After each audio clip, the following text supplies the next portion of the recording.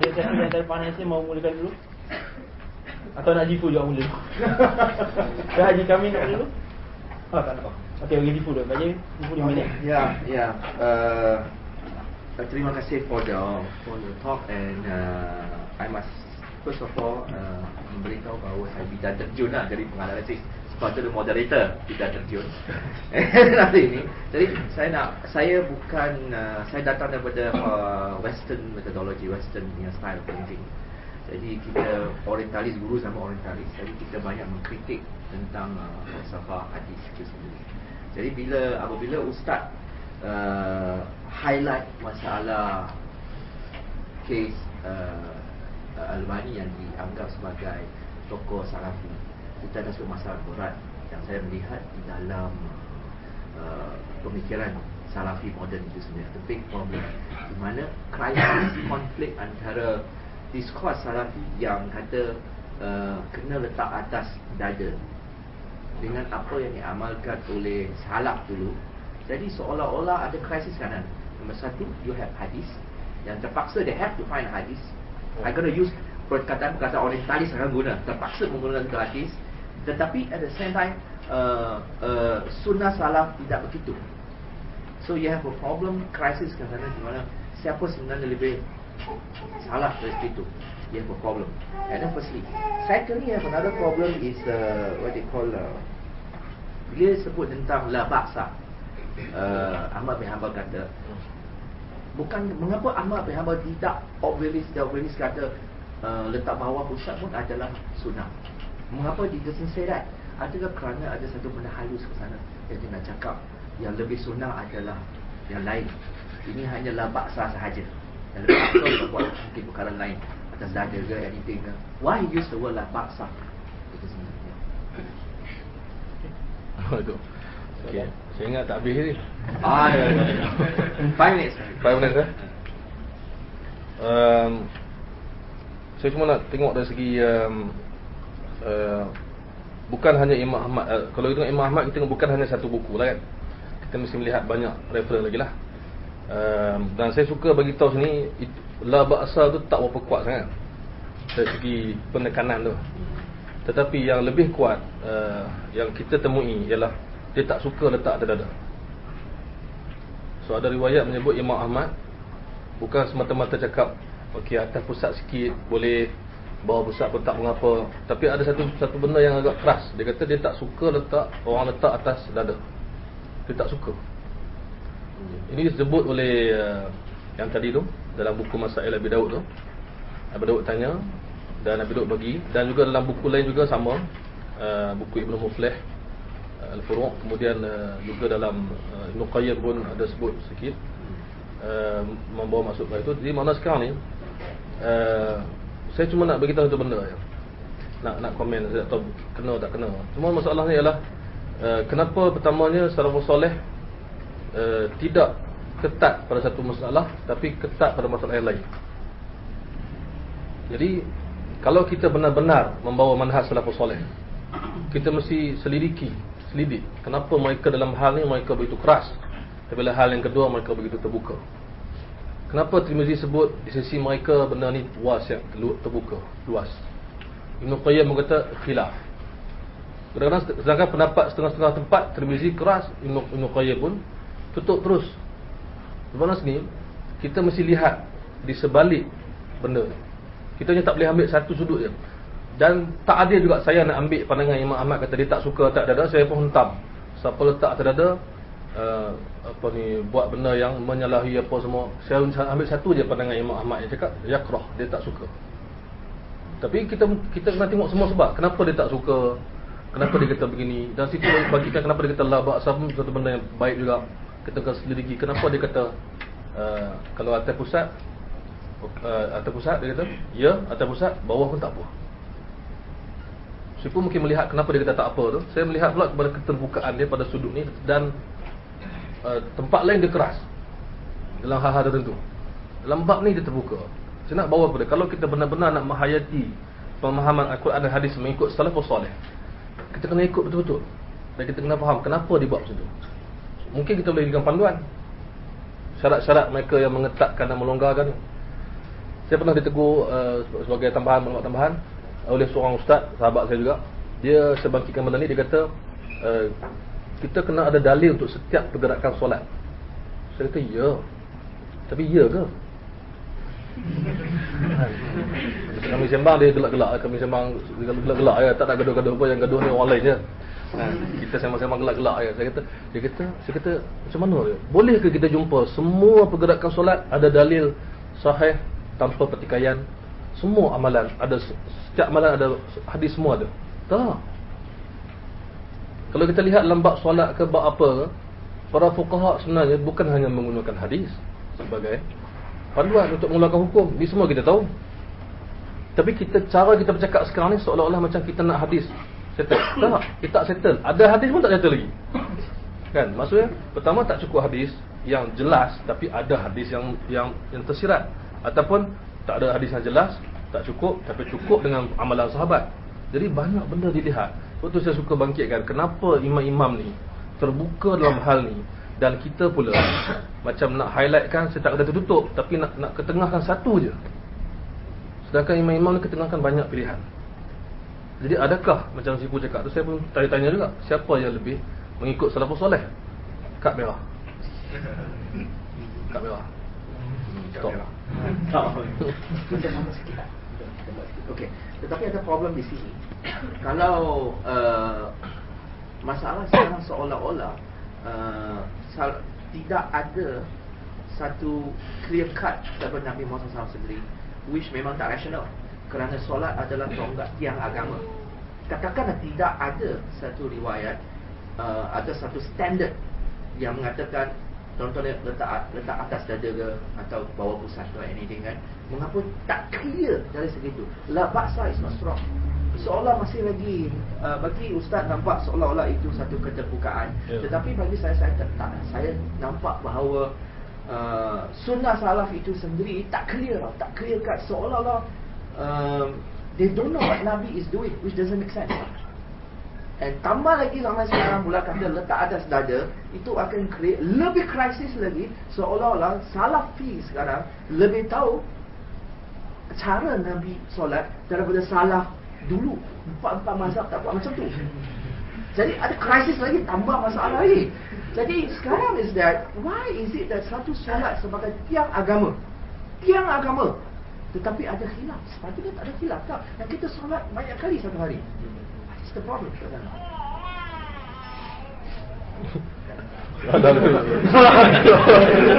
Saya nak serius tapi saya nak tergelak.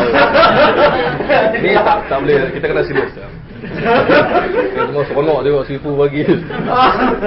Memang masalah besar. Maksudnya sekarang ni kita terima solat dilihat oleh para sahabat, at least kita kata sekurang-kurangnya selepas difardukan, banyak tahulah dilihat Nabi solat sampai tiap-tiap hari. Dan ada sahabat yang boleh lihat Nabi solat malam lagi. Tapi tak ada satu clear cut, satu apa tu standard piawaian, satu kita panggil apa tu, ISO. Jadi kenapa begitu? Saya punya stand saya ialah saya tetap berpegang bahawa mereka lebih kenal Nabi daripada kita. Itu confirm. Sahabat tabi'in lebih kenal, lebih betul. Bukan kerana saya menyokong pandangan yang kata salafus soleh itu terbaik, tak, bukan begitu. Tapi secara logiknya mereka lah yang terbaik untuk mengetahui, melihat, memahami dan mengajar solat. Itu tak masuk akal kita lebih tahu daripada dia. Itu maksud stand yang saya paling pegang sendiri adalah pertama mereka lebih tahu. So confirm mereka tahu, mereka tengok Nabi semua, sampai pergerakan janggut Nabi pun diriwayatkan dalam hadis. Sampai Nabi salam, sujud, pergerakan perincian sampai uban Nabi pun dikira berapa. Kan? Jadi takkanlah solat ni dia miss. Dia semayang tengok Nabi. Semua Nabi buat. Nabi sampai ke tahap Nabi bagi salam, Nabi keluar belah kanan ke belah kiri. Semua ada dalam hadis. Sebab tu saya kata sekarang mereka lebih faham dan mereka lebih tahu. Sebab itulah mereka terbuka dalam bab tu. Itu saya punya pendirian. Bukan maksud mereka terbuka sebab mereka tak tahu atau mereka confuse. Kalau confuse dia akan cakap dia confuse, saya tak tahu. Tapi dia cakap, ya, atas ni boleh, ni pun boleh. Maknanya So kita tak paling nak cakap atas pihak Imam Ahmad, tapi maknanya apa? Para sahabat nampak Nabi sembahyang, dan antara mereka yang buat begini dan antara mereka yang buat begini, dua-dua Nabi buat. Walaupun tak ada teks. Ini satu benda yang kita kena faham dari segi amalan yang diwarisi. Kita bukan hanya menunggu teks yang jelas. Sebab amalan yang Nabi buat pun, kalau kita kata dalam bab, setiap bab ibadat pun, bukan Nabi bagi satu-satu. Tak. Wuduk ada lah wuduk, tapi kebanyakan hadis wuduk Nabi buat, sahabat tengok. Ya. Nabi berapa kali ambil tangan mana, buat tengok. Jadi masa sekarang ni tak mesti hadis tu, tak mesti dengan terbukanya salaf ni, kita boleh istilahkan sebagai salaf ni tak tahu, ataupun miss, ataupun confuse. Ya. Macam juga Imam Ahmad. Saya beri contoh lain. Imam Ahmad, orang tanya kepada dia beberapa hadis, dia jawab saya tak tahu. So seorang pengkaji yang buat PhD dekat salah Algeria, Algeria atau Maghribi tak ingat, dia cari apa yang Imam Ahmad cakap tak tahu tu, dia cari lagi, rupanya memang hadis palsu dengan bukti yang jelas. Mana sekarang Imam Ahmad cakap tak tahu tu ada sebab musabab, tapi kita nak mentafsirkan sebab musabab tu kena cek balik. Ya. Sebab dia buat itu. Sebab tu sahabat Nabi, dia bila dia minta, dia cerita, tunjukkan pada kami Nabi solat, Nabi wuduk macam mana. Dia pun okey, ambil air, aku tunjuk. Ya. Jadi sekarang ni solat pun begitu. Bila terbuka, maksudnya Nabi buat dua-dua. Tak mungkin dia buat, pertama dia buat lain daripada Nabi buat, yang kedua dia miss apa Nabi buat. Punya ramai sahabat tu boleh miss. Anak itu cerita dia. Kalau kita faham dari si keterbukaan dia, mereka tahu dan mereka apply apa yang mereka tahu. Bukan mereka confuse, bukan cakap agak-agak begini kot. Tak. Dan yang kedua kita jawab lepas ni. Kita buka untuk analisis lain. Bismillahirrahmanirrahim. Assalamualaikum. Saya nak cuba bangkitkan tentang satu isu yang melibatkan tentang statement Imam Ahmad dalam kitab Bada' al-Fawaid. Tadi saya minta Ustaz Adlan jelaskan, tanya kenapa tak jelaskan pasal sebelum draft tadi tu. Tapi kata belum sampai makam ni. Okey, jadi kebetulan tadi masa komen tentang komentar situ tadi. Jadi cuma saya nak tanya tentang dari segi tu, merujuk juga dalam kitab yang sama dengan Ibnu Qayyim. Maksudnya Imam Ahmad kata yakrahu ayaj'alahuma ala sadr. Tapi kalau kita lihat dari segi Ibnu Qayyim, dia cuba menjelaskan lagi bahawa ini tidak berkaitan, berkemungkinan tidak berkaitan dengan letak atas dada. Mungkin dia lebatkan, dia dalam solat tapi dia melibatkan perbuatan yang tidak melibatkan letak tangan atas dada. Di luar solat. Luar solat. Mungkin dia kata meriwayatkan kata naha Nabi sallallahu alaihi wasallam naha al-takfir wa huwa wad'ul yadi 'ala sadr.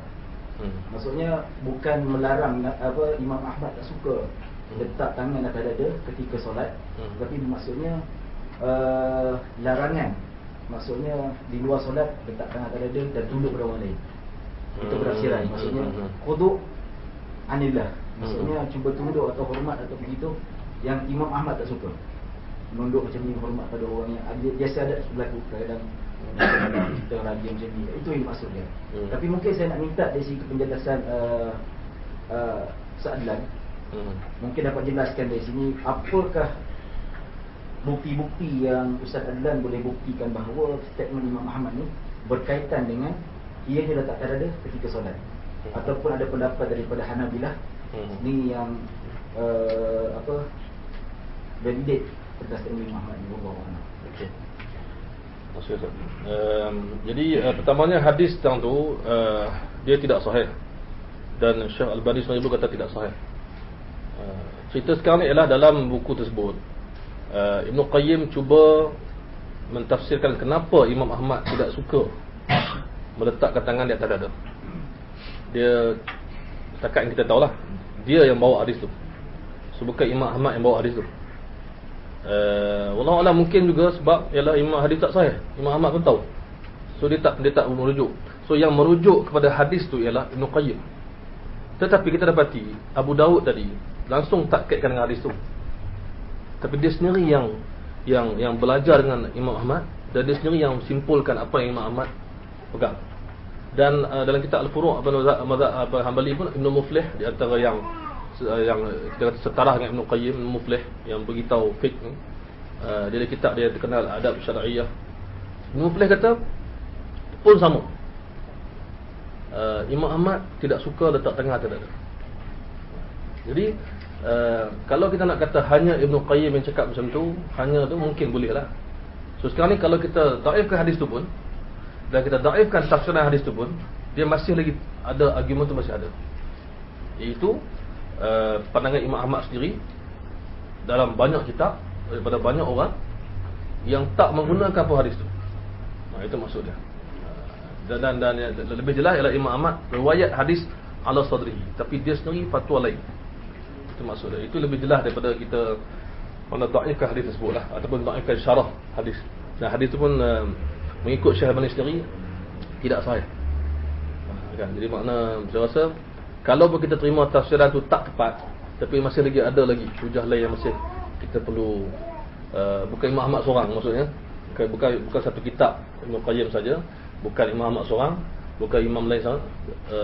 Kalau ikut Imam Tirmizi, ramai lagi yang beri keterbukaan. Masa tak habis kan? Saya nak tambah. Siapa yang create isu solat mesti ada detail punya huraian. Itu satu kita kena fikir. Kan? Maksud Sipu cakap yang tadi tu, siapa yang state benda tu? Setiap solat kita mesti ada setiap dalil terperinci, perfect, mesti ada apa yang kita panggil sebagai apa tu? Kalau kita beli apa mesin basuh dia ada bagi tu. Manual. Siapa cakap mesti detail, perfect detail? Ya. Itu satu. Yang kedua, tak detail lagi ke yang telah diwariskan kepada kita? Kalau kita kata tak detail sebab tak ada hadis yang sahih, ada fatwa sahabat. Kalau tak detail, ada tabi'in. Kan? Ada sahabat yang menceritakan tu adalah ibarat seperti dia bercakap on behalf oleh sahabat yang lain, maksudnya yang sama-sama solat dengan Nabi. Saya tak cakap on behalf Nabi lah, saya cakap on behalf sahabat yang lain. Kan? Dia ajar begitu pada orang Islam. Dan orang Islam solat yang begitu detail. Cuma masalah ialah kenapa situ terbuka dan longgar. Istilah longgar pun tak tepat juga. Terbuka lebih elok. Kan? Maksudnya ada setengah orang dicipta satu idea, kalau ikut hadis mesti detail sebiji. Adakah begitu? Kan? So kita yang create benda tu dan kita yang apply benda tu. Tak ada benda tu. Yang ada ialah hadis diriwayatkan, hadis diamalkan, dan ulama meringkaskan amalan dan mencerita kepada kita. Tak detail lagi ke betapa banyak furuk dalam fiqh yang begitu detail. Kan? Itu maksud saya. Kadang-kadang kita punya perspektif kita, persepsi kita kepada pengajian hadis tu. Sebab tu ada orang pernah cakap kat saya, Ustaz bawa Tirmizi, kami nak hadis. Ustaz bawa Imam Ahmad, kami nak hadis. Ini hadis, kami ikut hadis. Ustaz ikut ulama. Subhanallah. Ini persepsi dia tu. Persepsi. Kita cakap bukan itu. Kita cakap inilah apa yang difahami oleh para ulama hadis sendiri berdasarkan nas yang ada. Saya teringat ada kata-kata sahabat, tak ingat nama dia siapa. Ada orang marah dia, kami nak Quran, kami tak nak hadis. Sahabat ni banyak kali cerita pasal hadis. Ini ada dalam buku-buku yang cerita pasal inti hadis di zaman dulu. Tadwinus Sunnah, Dr. Mustafa Azami. Antara buku yang sebut ni lah. Datang kepada sahabat kata, kami nak Quran, kami tak nak hadis. Sahabat kata, aku pun nak hadis, aku pun nak Quran, tapi aku nak orang yang lebih faham Quran, yang paling faham Quran, iaitu Nabi sendiri. Maksudnya persepsi orang tak habis, persepsi sudut pandangan tak habis. Kalau macam ada orang kata program hari ni sia-sia, itu pandangan dia tak datang. Yang datang kecil hati ya. Takkan sia-sia Ustaz kami datang ni, susah payah daripada mana tampil kan? Susah payah tol minyak niat kita. Sebab tu kita jangan apa, saya nak akhiri sebab kad merah dah terlepas tadi. Saya nak akhiri dengan kita jangan melafazkan niat orang lain. Lafazkanlah niat sendiri, jangan lafazkan niat tu. Kita bersangka baiklah pada orang lain kan. Okey, so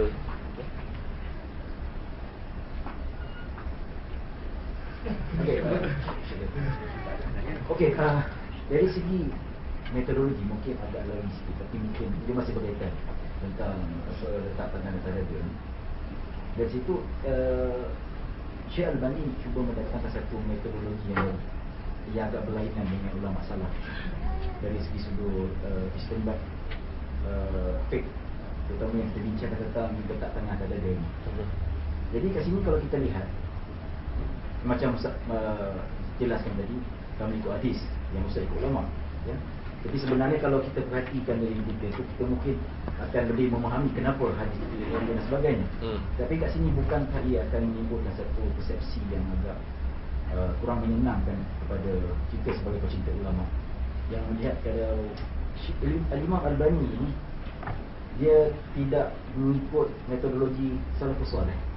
Adakah dia benar tidak mengambil kira pendapat salafus saleh, hanya bergantung pada hadis, ataupun dalam perbahasan hukum-hukum fiqh yang lain, ataupun dalam solat? Adakah pernahkah Syekh Albani juga mengambil ataupun buku-buku yang lain dia ambil pendapat daripada sahabat hadis dan sebagainya? Hanya ada pada hadis. Tak ada pada hadis, tak ada. Pada sunnah. Walaupun ada kaul sahabat ataupun ada tabi'in dan sebagainya. Jadi saya minta penjelasan ataupun kita tak kata macam tu. Sebab kita pun baca buku Syekh Albani, dia pun menstandarkan pandangan dia pada ulama. Itu makna, itu bukti jelas. Kita tengok dalam buku mana-mana buku dia pun, kalau kita ambil buku silsilah hadis dhaifah pun, setiap hadis yang dia dhaifkan atau palsukan bukan dia yang cakap. Dia susun, dia ketengahkan, dia sebarkan.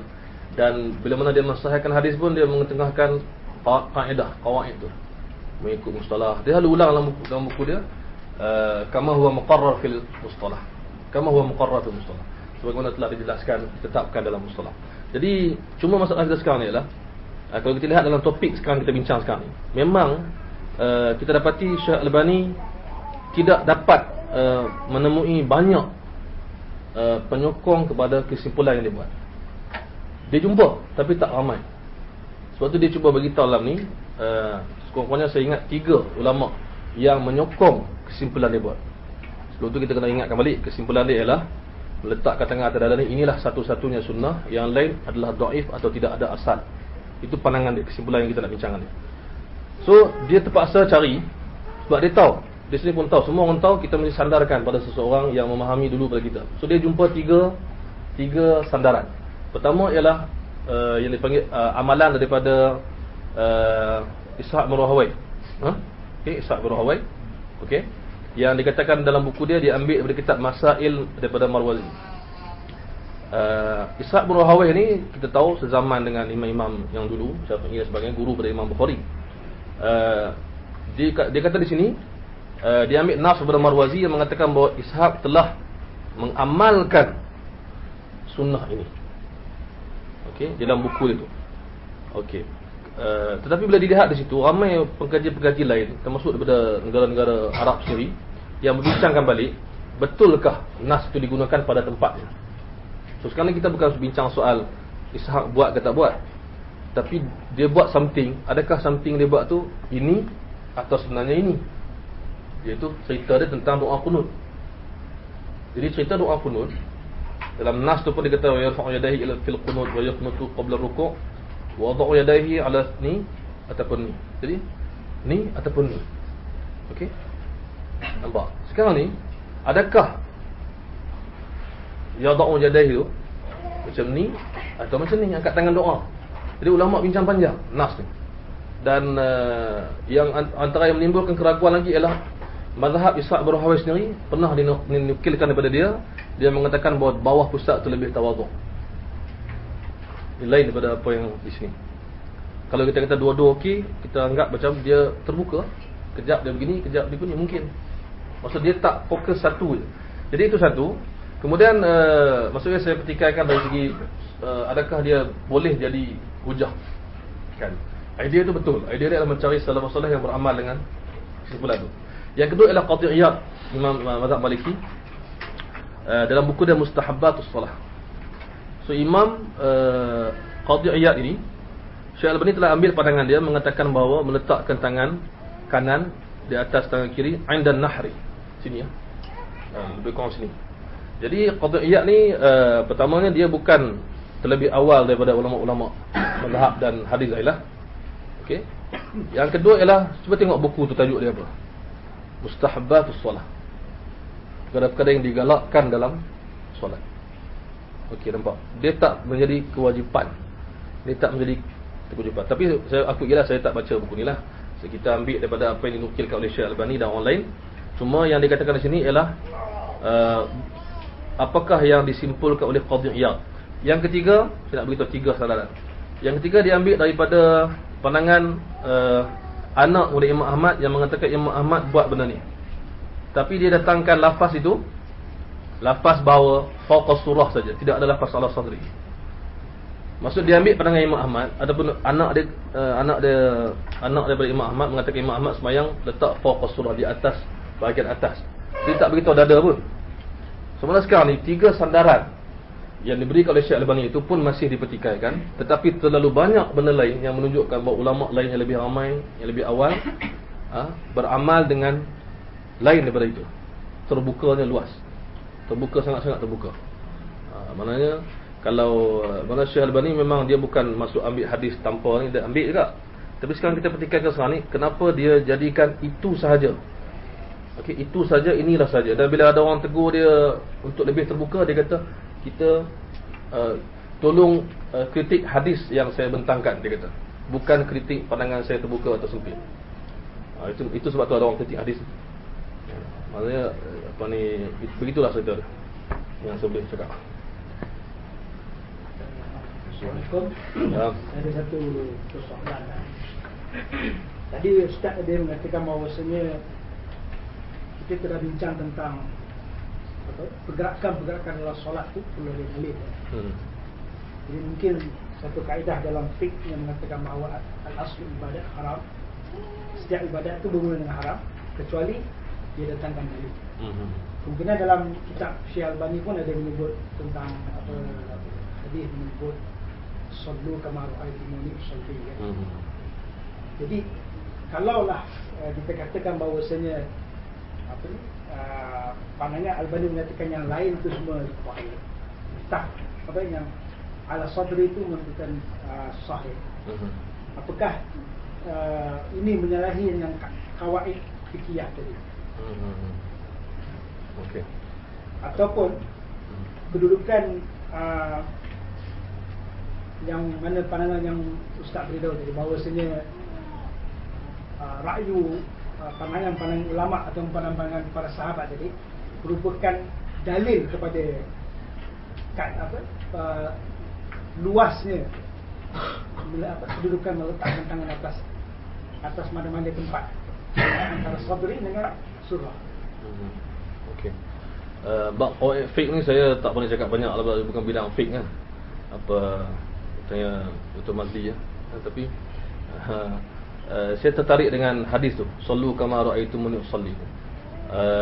Bermakna sekarang ni kalau kita nak faham hadis tu, kita semua tahu bahawa hadis tu adalah sekumpulan sahabat dia datang daripada luar dan bermalam di Madinah, dan Nabi bagi macam beberapa apa ni, nak ajar cara ibadat semua benda, dan Nabi cakap sallu kama ra'aytumuni usalli, sebagai nak semayang tengok macam mana aku semayang. Semayanglah begitu. Kan?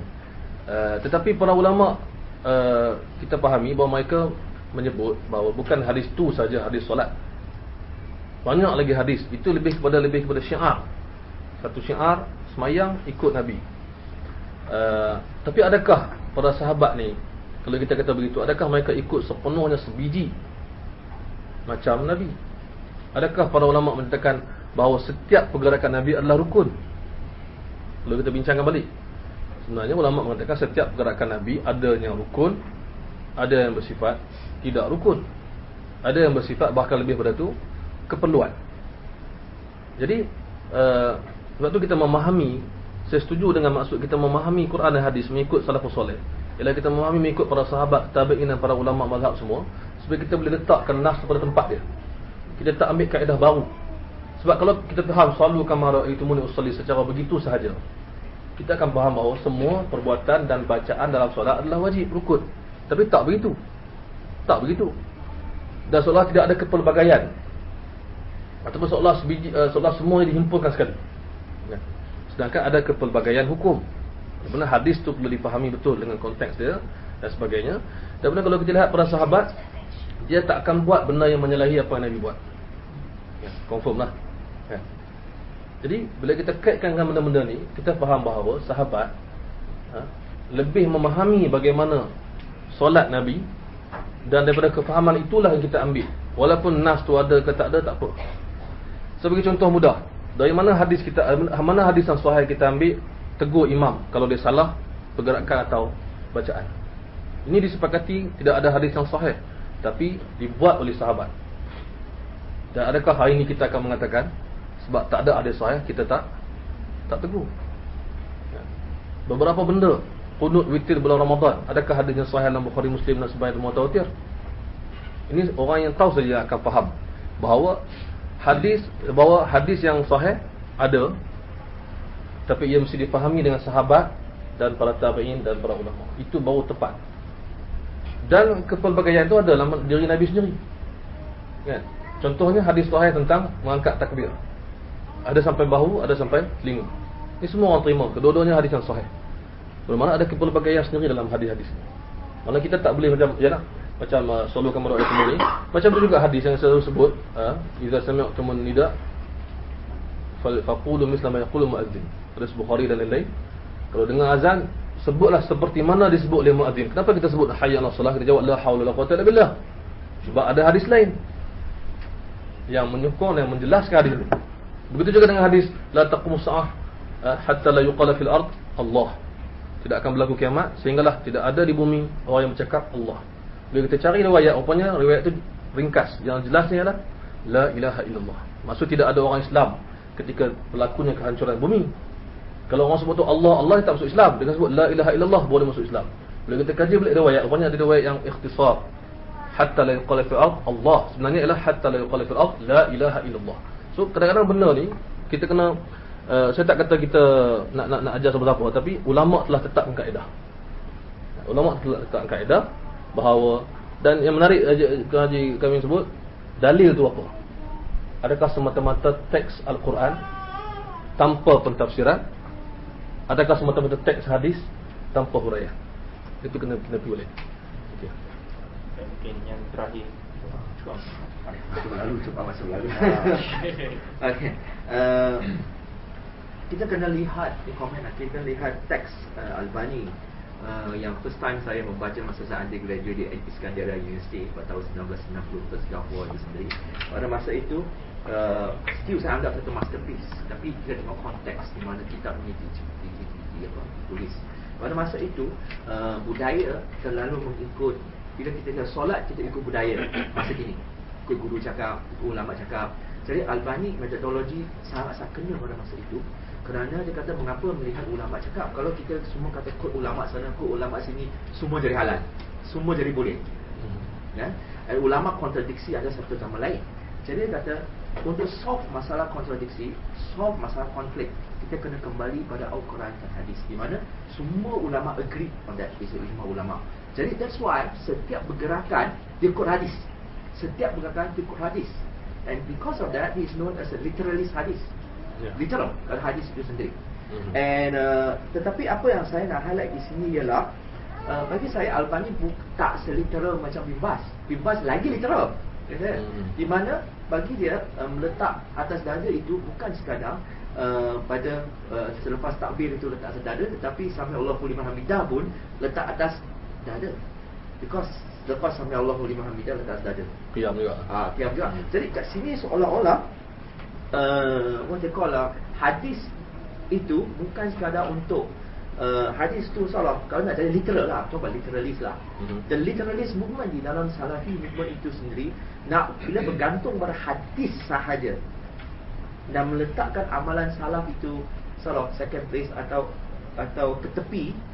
Krisis dia ialah how do you solve the problem tentang idea-idea macam Bin Baz lepas Sami'allahu liman hamidah meletak atas dada. Tapi Albani tak agree kan?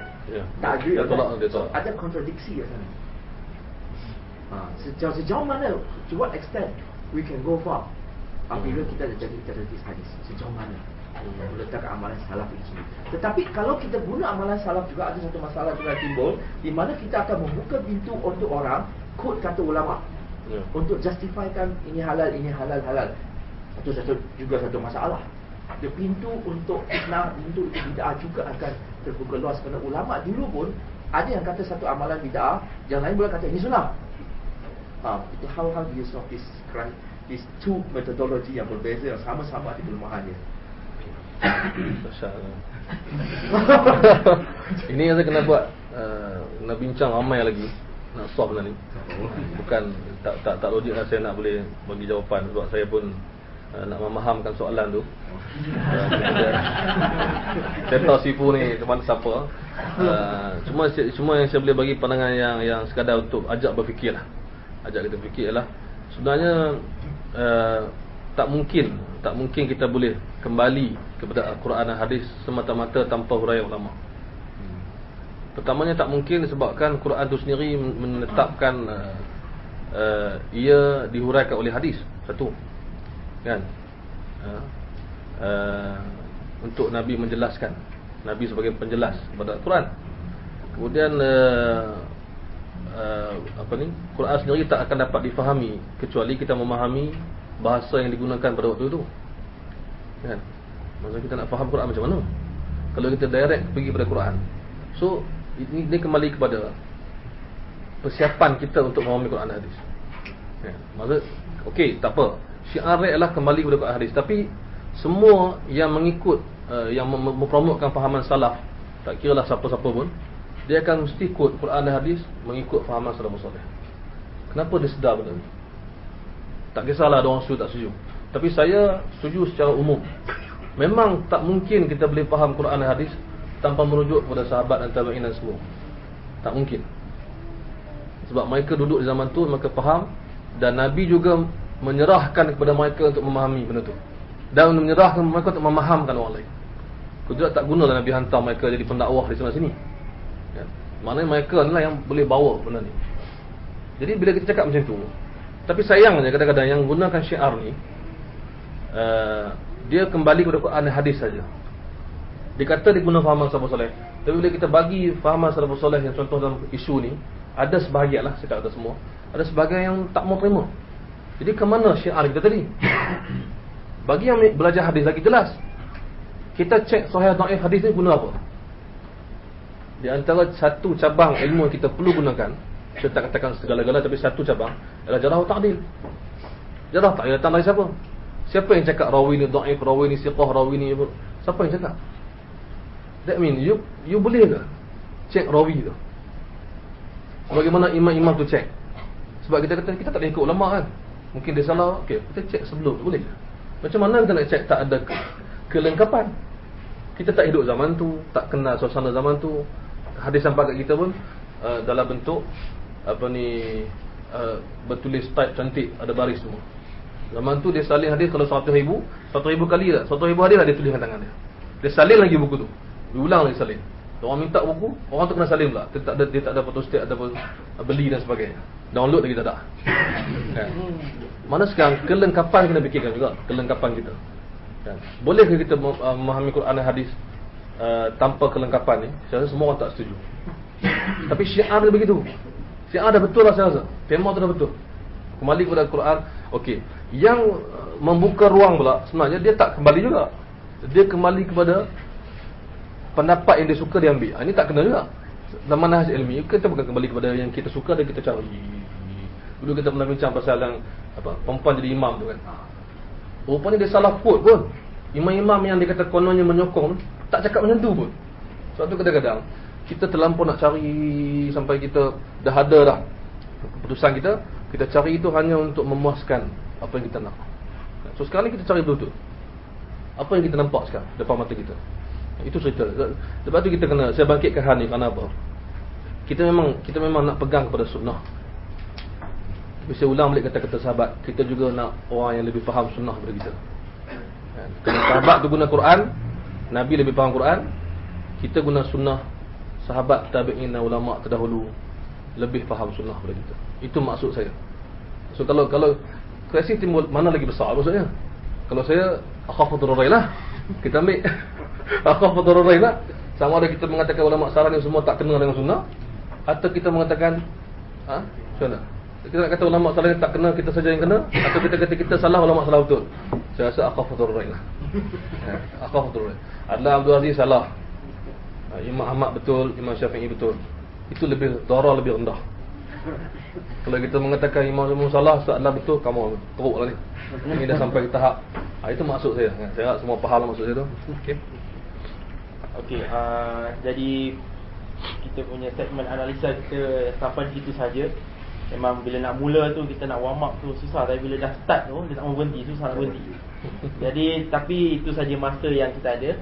Kita akan berehat 5 minit untuk ada siapa yang nak ketandas, nak minum air, nak fikir soalan dan sebagainya. Dan kita akan sambung 5 minit dalam pukul 11.45 insyaAllah.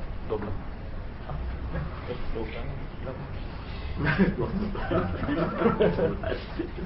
Sorry, 12.45.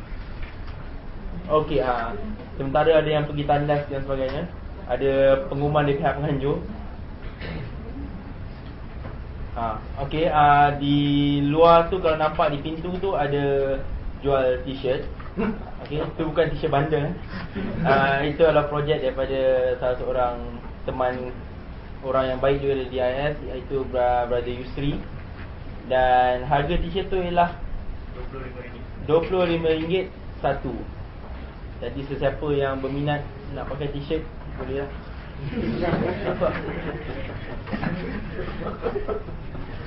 Nanti ada peluang saya buat keputusan. Boleh. Competition pula. Competition boleh buat. Ada jauh pada lawan awal. Okey. Saat buat.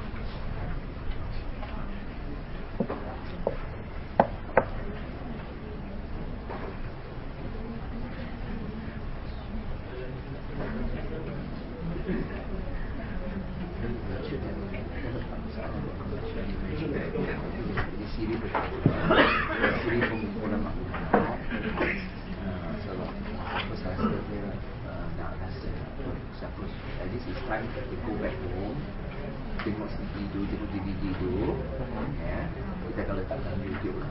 Jadi mungkin saya ada soalannya, send itu saya. Betul. Jadi kita akan kaji. Tapi kita akan buat sini yang kedua lah. Kalau kita tengok macam kita bincang, kalau macam banyak soalan tak boleh jawab through internet, ada tak boleh jawab internet, panjang-panjang kan. So kalau kita boleh jawab ada sini itu. This will not be the only series. After can we tell them that this there will is be not, another.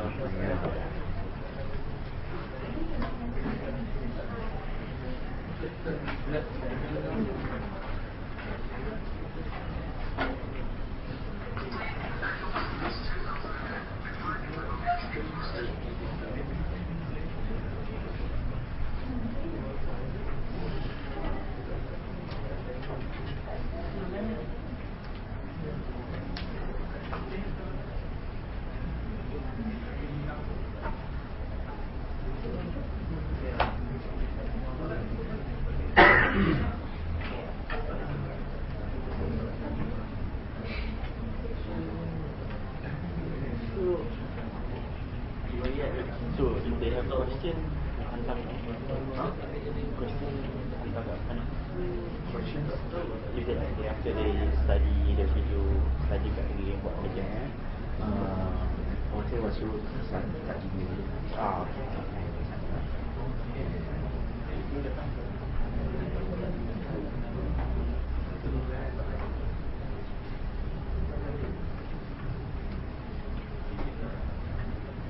I think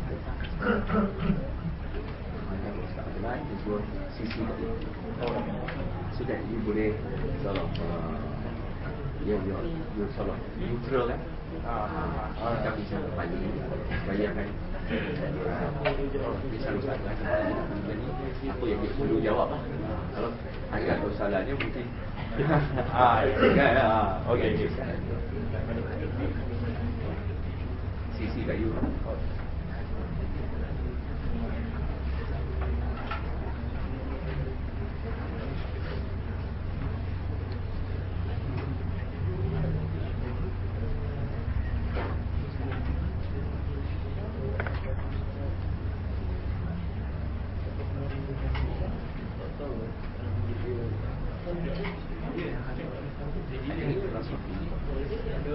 benefits of the 45 minutes per Q&A. Now the analysis sebenarnya exceed pun. Sometimes I give like dia kat dalam terbaik. If the Rasa lebih cepat. ada pun I lepas kan 2 minit 2 Filosofi tak ada itu long 2 hours. boleh. I think philosophy takes long. I think philosophy tu macam once you start. Oh, I pun tak ada lagi rasa dia crack. Sebab dia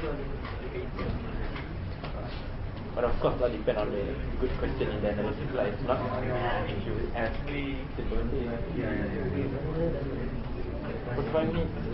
Even I bagi lebih. It's supposed to be 45 lah. Yeah. I bagi kadang sometimes like let loose. You half minutes.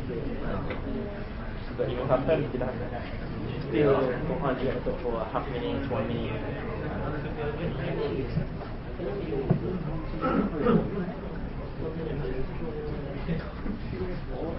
Unless you like make it like the conference or seminar where like they just elaborate on, but sometimes I just like they just like elaborate on 50 minutes, 20 minutes, and the most time is on Q&A. So kalau macam tu yang nak saya tadi, what is the for ada Q&A ada certain puas rasa. I don't think sebab kita start dengan pukul 10. Kalau saya tak boleh start pukul 10, let's say for what so you want to say follow to what is your Opinion ni. Opinion sekarang you want them to respond to you. Okay, alright.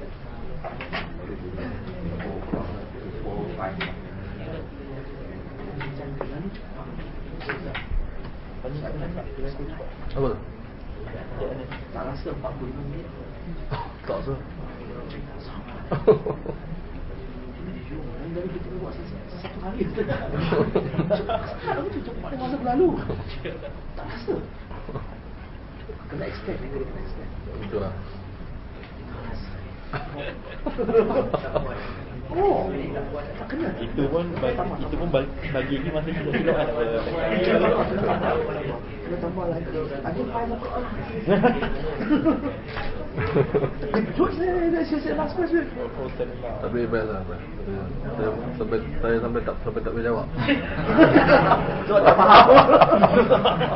Apa lagi pelik-pelik ya. Tak, betul. Saya kena study balik, belajar balik dengan Zifu. Istilah itu. Sebab kadang-kadang sama tapi istilah kita tak tahu kan. Daripada cara fikir. Rasanya ada dalam perbincangan ulama hadis tu ada. Cuma kita tak relate kan dengan apa yang best juga.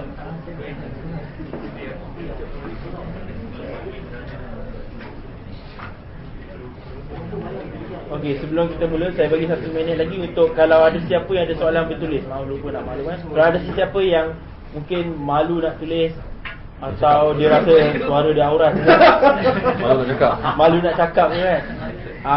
Anda boleh tuliskan soalan dan sila hantar ke depan. Sekejap, sorry sebenarnya.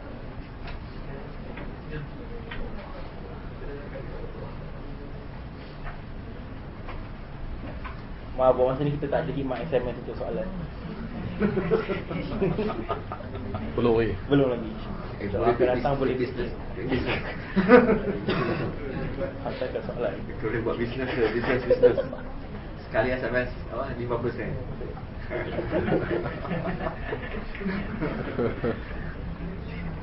Lagi dia marah, lagi panjang betul ni. Alhamdulillah. Betul juga lah. Kalau balas-balas tu. Kat FB tak dapat duit. Kat info dapat kan. Kat info tak dapat apa tu. Habis yang ni.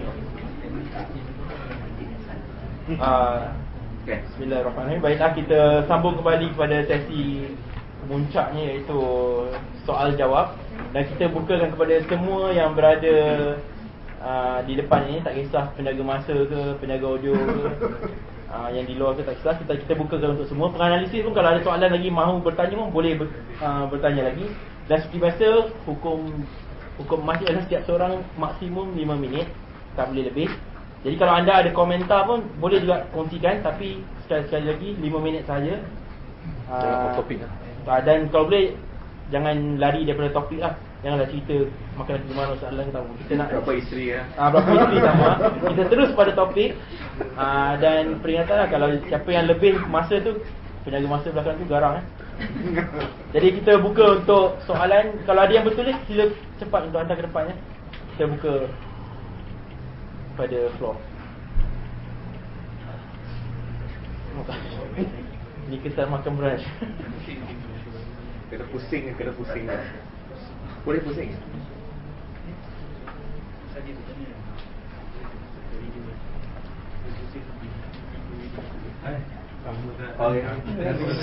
Boleh pusing kan? Tak boleh pusing. Okey. Dua soalan dalam masa ini. Kemudian kalau Henry, kalau soal dia tak boleh pusing, kalau tak jelas ulang balik. Betul. Dua soalan untuk dalam 5 minit. Soalan pertama, dari segi fiqh dengan hadis, mana satu kita nak ambil Al-Albani? Itu yang pertama. Yang kedua, memandangkan sekarang banyak kitab sifat solat Nabi, maksudnya ada authority, adakah apa tips daripada Ustaz Adlan sama ada nak kumpulkan semua ataupun masih lagi melakukan perbandingan, ataupun mana yang mampu untuk guna kaul-kaul ni, kat mana dia patut gunakan? Baik, saya cuba ulang soalan.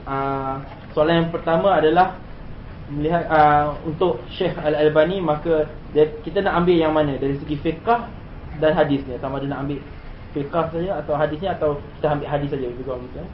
Soalan kedua pula, memandangkan terdapat banyak buku-buku sifat solat yang berada di pasaran, dahsyatnya solat dia tak ada lagi kan. Jadi apakah tips Ustaz Adlan, sama adakah kita nak buat perbandingan atau kita ambil je mana yang kita mampu dan terus berpegang pada yang itu? Soalan pertama, saya tak bolehlah bagi macam tu sebab dia kaedah yang generalization ni tak kena dalam mana-mana ilmu pun. Mesti semua ambil, semua tak ambil. Saya pun tak dapat bagi. Cuma bagi saya, pertamanya saya tak dapat halang siapa-siapa untuk baca apa-apa. Saya cuma boleh bagi panduan. Apa yang kita baca pun, kita mesti letakkan dalam minda kita. Pertamanya kita mesti ada background pasal isu tu, yang agak kita buat kajian sikit. Yang kedua, kita kena ketahui adakah ada pandangan lain yang berbeza kan? Ini semua bagi itu kemampuan kita lah. Dan soalan kedua juga ada kaitan, iaitu saya cakap tak mungkin saya boleh cakap semua orang buat perbandingan. Dan tak mungkin, salah juga kalau saya cakap ambil satu buku, baca tu dah cukup. Mungkin boleh kita katakan mengikut kemampuan, mengikut pengetahuan sedia ada, dan juga mengikut duit. Nak beli buku dengan mahal. Kalau saya kata anda kena baca Bidayah wa Nihayah, beli buku. Anda kena baca Musnad Ahmad, dalam bahasa Arab 50 jilid RM2,000. Siapa nak beli kan? Jadi ataupun kita tak apa Ustaz, saya download kan? So download mungkin boleh. Tapi cerita ni adalah mesti ada background, dan saya tak dapat, tidak mesti cakap mesti buat perbandingan. Semampu yang mungkin mesti buat perbandingan kan? Mana kalau dia tu tak dapat buat, tak apa lah. Tak buat lah perbandingan, dia buat lah apa yang dia ada. Tapi dia mesti, kalau dia mampu, dia bersedia untuk buat perbandingan. Sebab kita tak boleh marah orang yang dia hanya mampu belajar yang tu, dah buat itu, tak boleh, tak salahkan dia. Tapi dia juga tak boleh salahkan kita kalau kita buat perbandingan. Itu lah kan? Maksudnya kalau kita duduk sini, kita baca buku ni aja, of course kita buat yang ni. Okay, Ustaz Adlan jangan cakap apa-apa, saya nak amal buku ni. Okey, amalkan. Tapi kalau saya buat perbandingan, saya kata dalam buku tu ada beberapa benda kita kena check balik, jangan marah saya kan? Saya bukan mengajak orang untuk meninggalkan sesuatu, tapi nak mengajak orang berfikir. Dan di hujung saya akan buat kesimpulan yang saya rasa insya-Allah orang boleh faham apa sebenarnya yang kurang tepat dan apa yang lebih baik. So kita tak kata ada orang buat bid'ah ataupun buat salah, sesat, tak ada. Kita cuma kata dia kurang tepat, terbaik, cadangan berdasarkan kita punya pandangan. So saya rasa ini jawab soalan ni mesti dijawab mengikut kemampuan masing-masing ataupun diamalkan masing-masing. Baiklah, sebelum saya teruskan pada soalan, saya baru dapat wahyu dari atas bahawa istilah jangan ambil literal. Bahawa soalan hanya kena seorang boleh tanya satu soalan dulu, dan sekiranya ada 2, 3, 4 soalan, nanti kita akan pergi balik kepada orang yang sama lah. Jadi kita mula dengan satu soalan. Okey, jadi teruskan. Assalamualaikum. Salam. Saya rasa perbincangan ni sudah bermula daripada dunia Facebook dibawa kepada hari ini sebenarnya. Okay, jadi saya just nak quote something daripada Facebook wall yang saya baca. Guna iPad kan? Satu hadis di mana dari Ibnu Abbas bahawa Nabi SAW bersabda, ambillah ilmu dari mana saja kalian dapati, dan janganlah kalian menerima ucapan ulama fikih yang saling mencela di antara sesama mereka, kerana sesungguhnya mereka itu berpindah-pindah sebagaimana kambing yang berpindah di kandang. Jadi macam mana ni Ustaz? Macam daripada hadis ni, macam kita apa benda yang fake, ulama fake yang dimaksudkan kat sini? Macam sekarang ni Ustaz tadi present bahawa ulama fake ni dia menyimpulkan, membuat rumusan kepada semua dalil yang ada. Tapi daripada hadis daripada Ibnu Abbas ni, jadi bagaimana kita nak reconcile situation dengan hadis ni? Okey, baiklah, saya ulang balik soalan. Tapi saya tak dapat kod yang pasal kambing-kambing tu. Jadi apa yang saya faham, Brother Rahmat membawa satu quotation daripada kitab Facebook. Di wall ada orang post tentang ulama fiqh yang dikatakan sebagai sentiasa berubah-ubah dan sentiasa mungkin antara satu sama lain. Jadi dalam kes ni bagaimana kita nak berhadapan dengan kes semacam ni? Okey. Soal hadis tu saya wallahu alam, saya tak tahu siapa riwayat sebagainya, wallahu alam. Ini sahabat-sahabat boleh cek. Soal maksud hadis tersebut, sebenarnya memang apa benda pun saya dah kata tadi, kita kena fokus. Okey, kalau kita membuat satu perkara yang kita kata macam nak tutup ruang perbincangan, of course Islam benarkan ruang berbincang, tapi berbincang dengan syarat, dengan adab semualah. Kalau kita nak kata apa, tak boleh bincang dengan maksud tak boleh bertekak sama-sama jahil, kita setuju. Ataupun tak boleh bertekak, tak basal-basal, lebih daripada adab, kita setuju. Tapi kalau perbincangan yang bersifat mengetengahkan hujah, membawa perbincangan ilmiah, ini telah pun berlaku sejak dulu lagi. Ya, maksudnya kita tak boleh nafikan benda ni daripada fitrah manusia. Dia nak berbincang, dia nak tanya pandangan, dia nak argue. Tapi Islam ajar ada adab dan sebagainya. Dia nak argue. Nabi Musa dengan Khidir dalam Quran disebut bagaimana dia boleh petikai kan, dan bagaimana Khidir kata aku akan jelaskan. Jadi ini perbincangan ilmiah. Sebab tu kadang-kadang kalau kita pergi lebih jauh dalam hadis sendiri, kita tahu hadis yang lelaki bunuh orang, satu orang kan, dia nak taubat kan, kemudian dia meninggal semasa dia berhijrah nak berpindah. Apa yang berlaku? Malaikat pula bincang. Malaikat bincang, ni hak aku bukan, ni hak aku. Ini maksudnya perbincangan ni di kalangan malaikat pun berlaku, bukan sekadar di kalangan manusia. Dan malaikat yang ketiga datang untuk menyelesaikan keadaan. Jadi kadang-kadang memberi idea, jangan dihalang, tapi bagi guideline. Dan jangan masuk soal macam menghukum sebelum menilai. Ya, sebelum program ini telah berlaku, telah pun ada orang telah pun kasyaf. Dia dah tahu apa akan berlaku. Dia dah tahu apa semua kesimpulan. Dan dia kata tak guna kita buat benda ni. Terus dia kata kecil hatilah orang datang hari ni. IAS kecil hati. Orang yang masak nasi tu, dia dapat duit lah, tak apa. Kita bayar dia. Dia kecil hati pun dia dapat duit. Mana kita apa hak kita untuk cakap you tak patut buat macam ni, I patut buat macam ni. Lepas tu saya bincang tadi, ada orang cakap kenapa Ustaz asyik tu tak tahan. Saya kata asyik dia maknanya berulang kali, kerap, sentiasa, itu je kerja dia. Asyik kan. Kenapa Ustaz asyik bangkitkan dalam buku Syekh Albani? Saya jawab mudah je. Saya heran. Pertama, bila yang saya bangkitkan banyak ni? Last kali saya cakap pasal Syekh Albani dan buku dia secara ilmiah tahun 2007 atau 2006 saya kata. Ya. Kemudian penulisan, berapa artikel saya yang cakap pasal Syekh Albani, berapa yang cakap saya isu lain. At least buatlah sikit-sikit. At least bagilah bukti sikit. Saya pun sedap juga tengok kan. Saya minta maaf. Saya minta maaf kalau saya over bab ni, tapi bagi just tolonglah bagi. Dia kata kenapa asyik buat ni? Tak aula. Okey, ada lebih banyak. Saya kata saya buat yang ni, you buat yang tu. Sama-sama kita buat. Dah cukup. Kan. Kemudian yang saya heran lagi saya beritahu kat Sipu tadi. Saya kata, mereka marah saya, hentam saya, tapi suruh saya buat program. Nampak? Ada orang marah saya, cakap Ustaz Adlan ni teruk, tu tak habis-habis. Kenapa Ustaz tak buat program ni? Saya kena buat juga. Kan marah saya. Kan? Tu saya kata, ini saya tak faham. Kan? Saya kata, marah saya, kata saya. Saya kata saya minta maaf lah. Lepas tu, kenapa Ustaz tak bedah buku lain? Satu cadangan pula saya buat. Saya kata rupanya mereka ni percaya pada saya juga sikit. Alhamdulillah lah, husnuzan lah kan. Maksudnya dia husnuzan. Saya pun terima sebagai cadangan. Saya kata dalam tu saya sebagai cadangan. Saya jemput datang bagi cadangan. Saya dengar, saya tarik balik kalau saya salah. Okey lah, relate lah. Apa kita nak pergi kan? Tapi ada yang masuk isu tu masuk ni. So saya tak dapat, orang kata apa, dan dalam Facebook ni Brother Rahmat kita tak banyak quote pada Facebook lah. Sebab Facebook ni macam-macam ada. So yang penting direct kepada topik. So kalau nak kata perbincangan ilmiah ni dihalang, lebih baik dia guna hadis 40 tu. Hadis apa situ?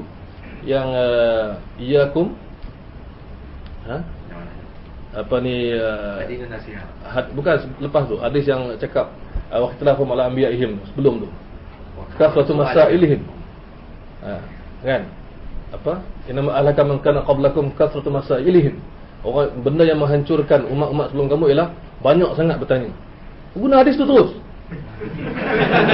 Saya guna, jangan tanya. Nak ambil. Tak acilah kan. Hadis tu cerita pasal lain, konteks kan. So tak boleh lah guna macam tu. Kan? Jadi banyak benda. Kadang-kadang kita secara kita tak sedar kita menghalang perbincangan ilmu dengan pelbagai alasan. Janganlah buat macam tu. Kita menghalang perbincangan ilmu dengan berbagai alasan. Kad merah. Berapa kali kad merah ni kena bom padang berapa kali. Soalan. Okey. Saya nak minta komentar Ustaz Adlan tentang sejauh mana rasionalnya statement Syekh Albani tentang letak tangan atas dada ada maknanya, didapati makna di dalam Sahih Bukhari dan Muslim. Ya. Adakah rasional? Adakah sekadar hanya pendapat yang tidak diasaskan dengan hujah ataupun sangkaan semata-mata? Dan saya rasa perlu ni di-highlightkan rasional tak rasional, sebab kita lihat sekarang ada yang salah ke atau bersama ada salah enggak pun, secara sengaja ataupun tak sengaja ataupun salah faham. Padahal Syekh Albani kata mafhumnya, maksudnya yang kita baca ada dalam Bukhari. Yang kita baca tadi. Ada kata disebut oleh Bukhari, diriwayatkan oleh Imam Bukhari Muslim. Begitu sekali. Saya rasa agak bahaya kalau rasional kita macam mana nak jelaskan sedikit dan maknanya itu pergi kepada ini. Saya rasa wallahu alam, kita hormati pandangan Syekh Albani itu sebagai satu cara dia untuk menyokong hujah bahawa kita dalam dalam hadis sahih ada benda tu. Tapi kita faham bahawa Syekh Albani dan orang yang sokong dia menggunakan hadis lain. Kita faham tu. Cuma itu sebagai penyokong. Maksudnya hadis yang dah ada, dia dah sahihkan 3 hadis tadi. Hadis penyokong. Wallahu alam. Kalau dah kita faham gitu, maknanya dia lebih kepada pandangan peribadi Syekh Albani lah. Nak kata dari sana tak boleh lah. Maksud itu pandangan beliau, kita hormati. Cuma kita melihat dan buat perbandingan dengan pandangan orang lain. Dan pandangan orang lain. Maknanya kalau hadis tu kalau maksud tu ada dalam Sahih Bukhari dan Muslim, saya rasa kalau semua sepakat macam tu, tak adalah khilaf. Kan? Tak adalah khilaf lagi dibincangkan. Tak adalah ulama berbeza pandangan kalau dah itu sahaja. So bermakna itulah pandangan yang kita boleh analisis dan kita boleh setuju ataupun tidak. Kemudian ini mengingatkan kita kepada satu benda lagi yang kita nak nasihat kepada diri kita dan sahabat-sahabat. Kalau kita nak menyebut takhrij satu hadis, tak mesti panjang lebar, tak mesti juga ringkas, tapi dia mesti kena pada tempat dan kena pada fakta tu. Cukuplah. Maksud tak perlu kita nak, setengah orang macam dia kata kena buat nombor semua, itu memang betul. Tapi tak nak nombor pun tak apa, kalau kita sesuai dengan kita punya penulisan. Tapi pastikan betul. Itu je. Maknanya ini tanggungjawab peribadi kita lah sebagai penulis. Kita nak tulis, kalau kita cakap Bukhari dan Muslim, pastikan dia ada dulu baru tulis. Kalau tak pasti, tulis Bukhari je lah. Muslim sebelum pasti, so tulis Bukhari. So kita kena mengikut apa yang kita temui. Ataupun Kalau kita quote daripada orang lain, itu kita menyandarkan kepada orang lain lah. Seperti mana contoh saya pernah jumpa orang tulis, dia kata riwayat Imam Nawawi dalam Riyadhus Shalihin, dia tak boleh kata begitu kan. Riwayat Ibn Hajar dalam Bulughul Maram, tak boleh kata begitu. Riwayat ni maksudnya dia menyebutkan hadis dengan sanad. Tapi kita kata tak apalah, asalkan hadis tu ada dalam buku tu, kita boleh terima. Tiba-tiba contohnya tak ada. Tapi contohnya saya kata riwayat Al-Bukhari dalam Al-Adabul Mufrad, tak ada. Ni saya nak cakap apa? Itu maksudnya saya kata, saya minta maaf, saya salah dalam kitab lain. Itu aja penyelesaiannya.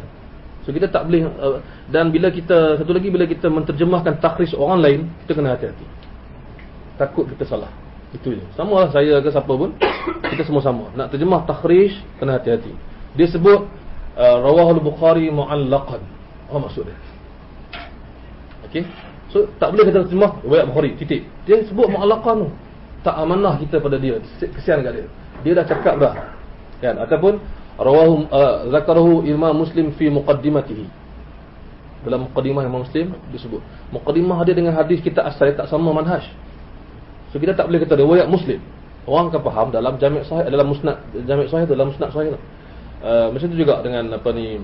Sebab kita pernah jumpa benda ni. Bukan hanya semata-mata isu ni, tapi isu lain pun sama. Riwayat Muslim. Rupanya kita cek ada dalam muqaddimah saja. So kena hati-hati dari segitu. Wallahu a'lam.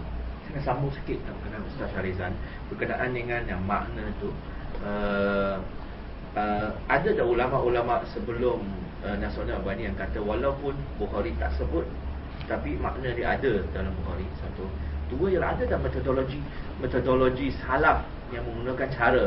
Satu, ulama hadis tidak sebut, tapi makna dia tak sebut secara literal lah, tapi makna dia ada dalam hadis tu. Adakah ini metodologi yang biasa digunakan? So peribadi memang kita temui macam ni. Cuma ada beberapa teknik yang disebut, yang kita pernah, yang saya ingat sekarang ni, iaitu kadang-kadang ulama hadis menyebutkan asluhu fis sahihain. Dia kata asal hadis ni ada dalam Bukhari Muslim. Bukan maksud itu dipahami oleh pembaca yang membaca buku hadis bahawa bukan maksud itu dalam Bukhari Muslim, tapi asal hadis itu adalah Sahih Muslim.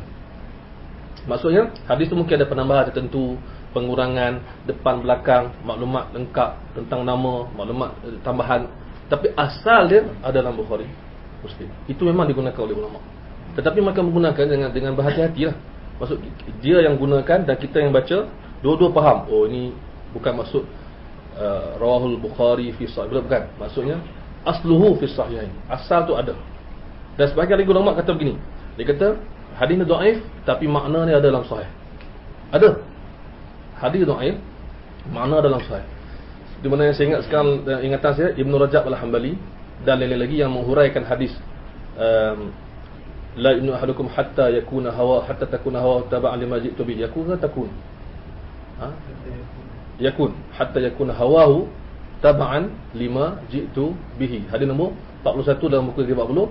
Dia ni hadis yang disepakati dhaif oleh ulama-ulama salaf dan sebelum dan selepas dia. Okey. Dia kata, dari bila Imam Nawawi kata sahih, dia jawab dalam kitab dia tidak sahih, tapi dia huraikan macam hadis sahih. Dia bawa Quran, dia bawa hadis, dia bawa riwayat, dia syarah hadis tu. Bermakna maknanya tidak menyalahi. Itu ada. Dari segi apa? Dari segi hadis-hadis bersifat adab, dari segi hadis akhlak, dari segi hadis wallahu a'lam, mungkin itu yang kita jumpai.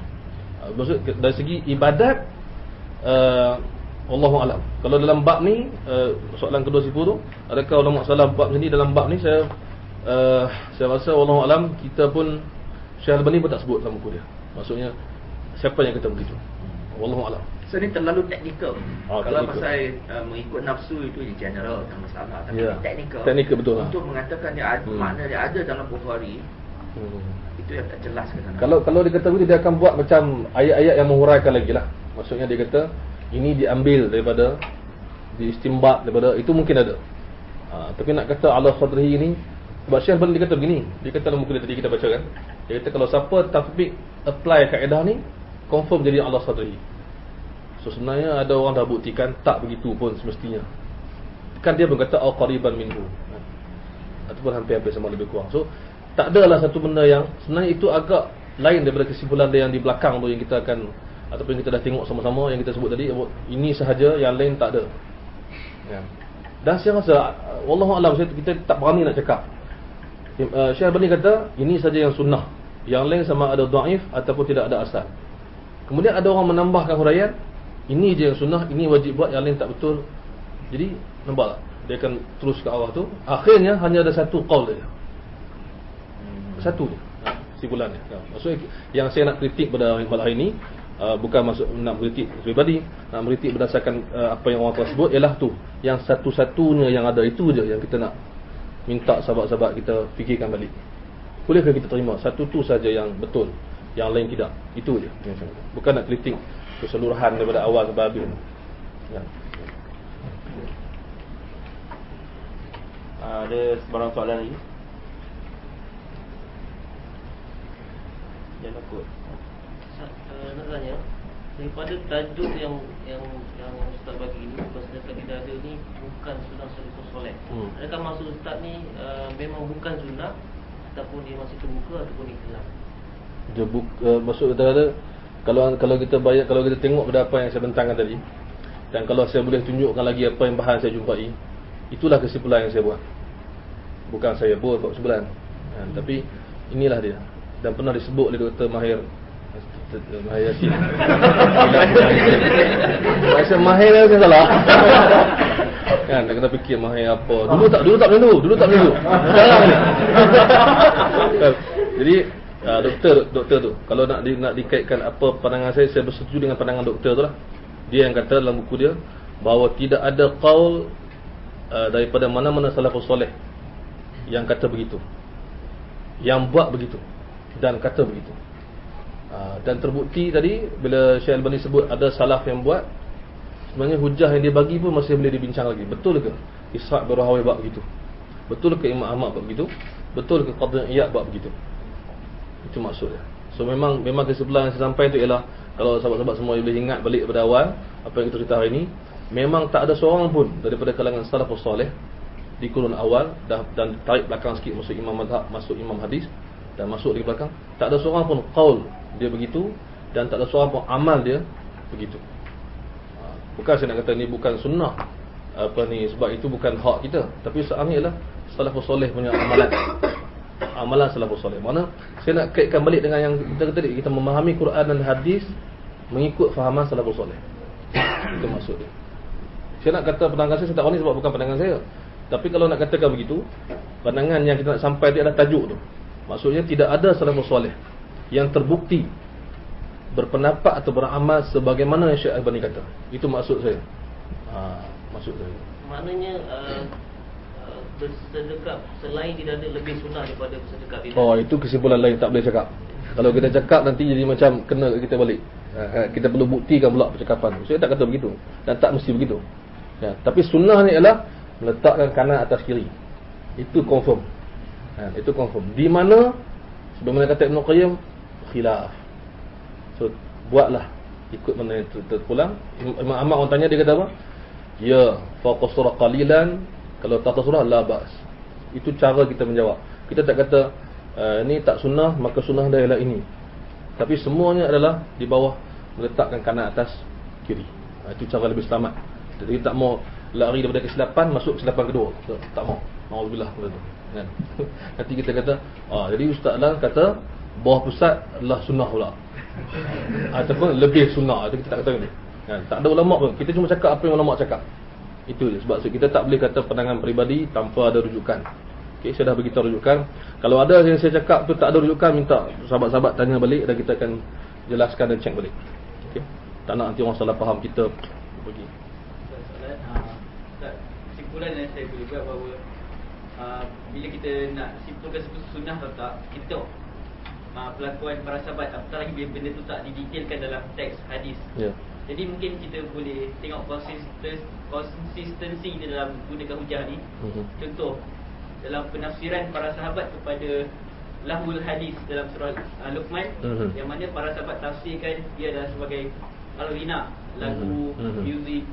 Jadi bagaimana kita nak apply kalau dalam solat kita kata oleh kerana para sahabat meletakkan benda ni sebagai satu bentuk luas, tak ada batasan letak tangan atas dada ke mana. Jadi boleh tak kita katakan bahawa itu juga dalam kita nak faham ayat Quran tadi, lahul hadis tu para sahabat maksudkan sebagai muzik.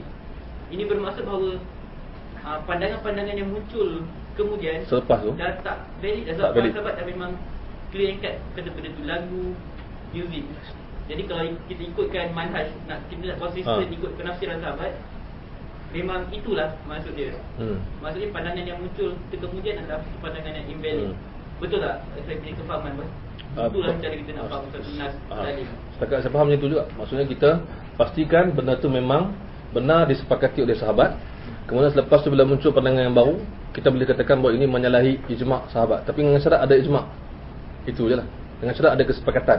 Bukan kesepakatan ijma' je sebenarnya, kesepakatan yang kuat maksudnya. Tak boleh kita kata ijma' semata sebab ada orang kata ijma', ada orang kata tak. Tapi kesepakatan yang kuat, kaedah yang sama kita boleh guna, betul? Maksudnya kalau lahwal hadis tu, seluruh mufassirin sahabi tafsir begitu, dan amalan mereka tak bercanggah dengan tafsiran tu, maka lahwal hadis tu dia terus pergi kepada rina. Itu maksud dia. Betul kaedah tu. Maksudnya kita gunakan sahabat sebagai antara pemutus, antara benda yang boleh menyelesaikan masalah. Macam juga isu meninggalkan solat tu. Hukum meninggalkan solat. Ada ulama kata ada ijma' di kalangan sahabat. Ada orang kata tak ada ijma'. So kalau betul ada, so pandangan lain kita akan fikirkan balik memang tak valid lah. Kita kena kembali kepada sahabat. Dengan syarat kita pastikan macam yang saya buat untuk tajuk ni, saya kemukakan bukan sahabat ijma', tapi para sahabat dan tabi'in dan sebagai ulama ni membuka ruang ni. So bila kita menutup ruang ni, lebih kurang macam tu lah. Tak boleh nak tutup sampai ke tahap tu. Nak amal hak peribadi. Saya suka tengok ada seorang dalam web Mutaqa Ahli Hadis. Dia bersungguh-sungguh mentaifkan hadis ni. Hadis tak ada ni. Dia memang sungguh-sungguh lah. Lepas tu dia kata lah kali, saya buat benda ni. Saya buat tapi saya tak dapat kata sahih. Saya buat sebab saya suka, saya tahu. So saya kagum tengok ada orang macam ni. So kadang-kadang kita kena fikirkan juga dari segi amanah ilmu dengan keinginan peribadi. Kan? Lepas tu saya tak pernah orang kata apa marah siapa-siapa sahabat yang buat macam tu, as long dia tak kata yang lain semua tak betul, dia seorang je betul. Cukuplah. Dia nak buat apa silakan. Kan?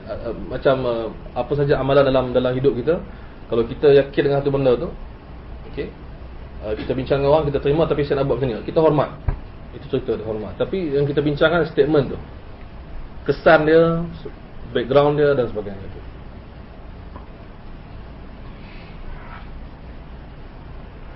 Masih ada lagi.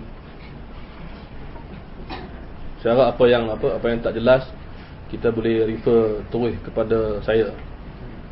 Tak payah sebab senang aja, saya senang dihubungi saya rasa. Kan? Setakat ni lah kan. Dalam Facebook terang-terang, kemudian handphone pun siapa yang ada nombor kan. Terang-terang, kemudian email pun jelas, blog pun ada. Semua komen dalam blog semua saya approve. Walaupun hentam saya approve semua. Sebab saya banyak belajar daripada moderator ataupun bos Al-Hakam, Zain YS dan Kamin, Haji Kamin. Apa yang orang kutuk kita kena dengar dulu. So saya approve semua. Dalam Facebook pun semua ada. Ya, betul, tak ada masalah. So terus tak ada masalah. Tanya saya. Tapi kalau siapa nak buat analisis pasal benda ni terbuka, no problem. Sebab saya pun buat terbuka. So analisis terbuka. Cuma pinta saya senang aja. Fokus kepada kesalahan, fokus kepada perbincangan. Jangan fokus kepada benda-benda sampingan. Contohnya moderator kita, jangan fokus. Jangan nak komen pasal dia. Saya tak ada kena-mena dengan dia. Cuma ayat-ayat dia kan. So ataupun orang lain gelak kuat ke apa kan. Suara dia bukan suara saya kan. So tak kena-mena. So kita fokus tu terbuka. Dan rakaman ni pun saya dah izinkan terbuka secara hak dia. Tapi saya nak tengok dulu, kalau saya salah saya nak buat lampiran pembetulan kalau saya salah. So semua boleh download, semua boleh siarkan. Tapi syarat dia senang, jangan potong. Siarkan penuh. Ada soalan lagi? Ada soalan? Tak ada soalan, tanya. Okay, now tapi yang Ustaz sebut tentang ada rasa masalah masih ada krisis lagi di dalam. Saya suka guna orientalis krisis sedap. Okay. Conflict and tension. di dalam perundangan fake itu sendiri. Usul fake crisis yang berat ialah masih lagi I think kita kena melihat balik Imam Malik mengapa dia guna amal ahli Madinah itu and over hadis ahad bagi dia. Kalau ada satu benda yang hadis ahad bercanggah dengan amal ahli Madinah, dia lebih kepada amal ahli Madinah itu sendiri kalau saya tak silap. Tapi Imam Syafi'i mengkritik konsep amal ahli Madinah, dia mengatakan bahawa ini dia kena bagi priority kepada hadis ahad itu sendiri. I think jadi konsep ahlul hadis zaman sekarang pula seolah-olah bagi ustaz lah, mereka lebih condong kepada pemikiran Syafi'i yang membagi priority pada hadis walaupun ahad daripada Imam Malik itu sendiri. I think rasa ini masih ada masalah lagi sebab Imam Malik masih menganggap untuk kontrol, sebab bukan semua benda hadis mention in detail, bukan semua benda. Jadi dia satu benda yang bagi Imam Malik sangat praktikal. Paling senang you tengok aja amal ahli Madinah depan mata, that's it. Itu sendiri. Tapi kalau bila kita bergantung pada hadis seperti yang suggested by Imam Syafi'i yang orang kata sebagai arkitek ahlul hadis itu sendiri, jadi dia everything mesti gantung pada hadis, bagi priority pada hadis walau ahad itu sendiri. Bagi ustaz ahlul hadis zaman moden ni, mereka lebih condong kepada mana? Mazhab Maliki ke, atau mazhab Syafi'i ke, atau mazhab yang baru?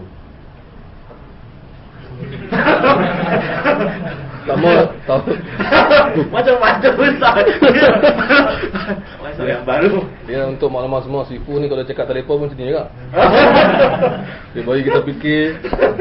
Tapi saya paling panik ada kena define dulu siapa ahli hadis zaman ni. Kena define dulu. Okay. Sebelum Sifu tanya soalan tu, saya rasa kita kena define dulu. Because siapa dia? Okey, kalau kita ambil Syekh Albani punya penyokong lah. Pandangan Syekh Albani, saya rasa tak konsisten pada semua bab lah. Tak boleh kata dia ikut ni, dia ikut ni. Dia mengikut keadaan, mengikut topik. Setengah-setengah topik dia bagi kelonggaran.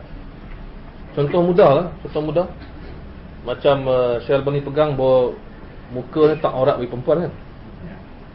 Tapi Salafi lain kata wajib tutup muka, dan dia pertahankan hujah dia Syekh Albani dalam Jilbab Al-Mar'ah tu kan, buku dia tu. Itu ke arah siapa? So kita tak dapat nak fokus. Macam juga soal syadid, soal keras. Kita tak boleh kata keras ni hanya pada Salafi, tak boleh kata keras hanya pada yang non-Salafi. Tapi keras ni ikut isu. Kadang-kadang. Sebab tu saya tak berani nak define siapa ahli hadis, sebab peribadi saya sekarang masa zaman moden ni tak ada ahli hadis semacam dulu. Tak ada muhaddis macam dulu. Yang ada ialah mereka yang menggunakan kajian hadis. Itu ahli hadis. Maksudnya kita tak boleh kata sebab memang dah habis lah zaman tu. Zaman mencari hadis dalam bentuk periwayatan untuk pengumpulan dan penyebaran dah tak ada. Tapi zaman sekarang mencari hadis untuk difahami dan untuk mendapat keberkatan bersambung sanad dengan orang dulu ada. So sekarang ahli hadis zaman sekarang nak define macam mana pun susah. Dan Imam Syafi'i sendiri pun, kalau kita kata dia sebagai pengasas manhaj ahli hadis, bagaimana dengan orang sebelum dia? Bagaimana dengan mazhab Hanafi yang dia kata ahli ra'i? Adakah benar dia sebenarnya ahli ra'i hanya gelaran bagi dia, bukan maksud satu aliran yang dia bawa kan? Mengikut yang kita jumpa dalam sejarah, yang kita pelajari, ahli ra'i ini juga mengikut hadis. So semuanya ialah ahli hadis, tapi pemahaman dan itu yang saya nampak. Contoh macam hadis larangan menghadap kiblat ketika buang air. Bagaimana pahaman yang berbeza terhadap hadis tersebut? Ada yang kata haram mutlaqan, secara itlaq, secara semua. Ada yang kata boleh secara semua. Ada yang kata ikut tempat, berbumbung tak. So ini pahaman, tak boleh kita kata ini ahli hadis, ini ahli fiqh, ini rasa tak boleh. So zaman sekarang kalau Sifu tanya saya pasal Syekh Albani, ada orang yang mengkagumi dan mengikuti dia, kita kata aliran dia pun kita tak bercakap macam mana konsisten dia ikut mazhab Imam Malik, manhaj Malik ataupun manhaj Syafi'i. Saya tak tahu nak cakap. Tapi yang saya faham ialah isu yang dibincangkan tu kita boleh bincang dalam sudut tu. Maknanya macam mana Salafi title tu boleh dibincangkan dalam banyak sudut, yang non-Salafi banyak sudut. So dalam hal ni pun kena banyak sudut. Sebagai contoh mudah yang tadi saya berikan satu contoh ialah benda-benda yang sebahagian kata bid'ah, sebahagian kata tak. Itu pun kita masuk dalam perbincangan ni juga.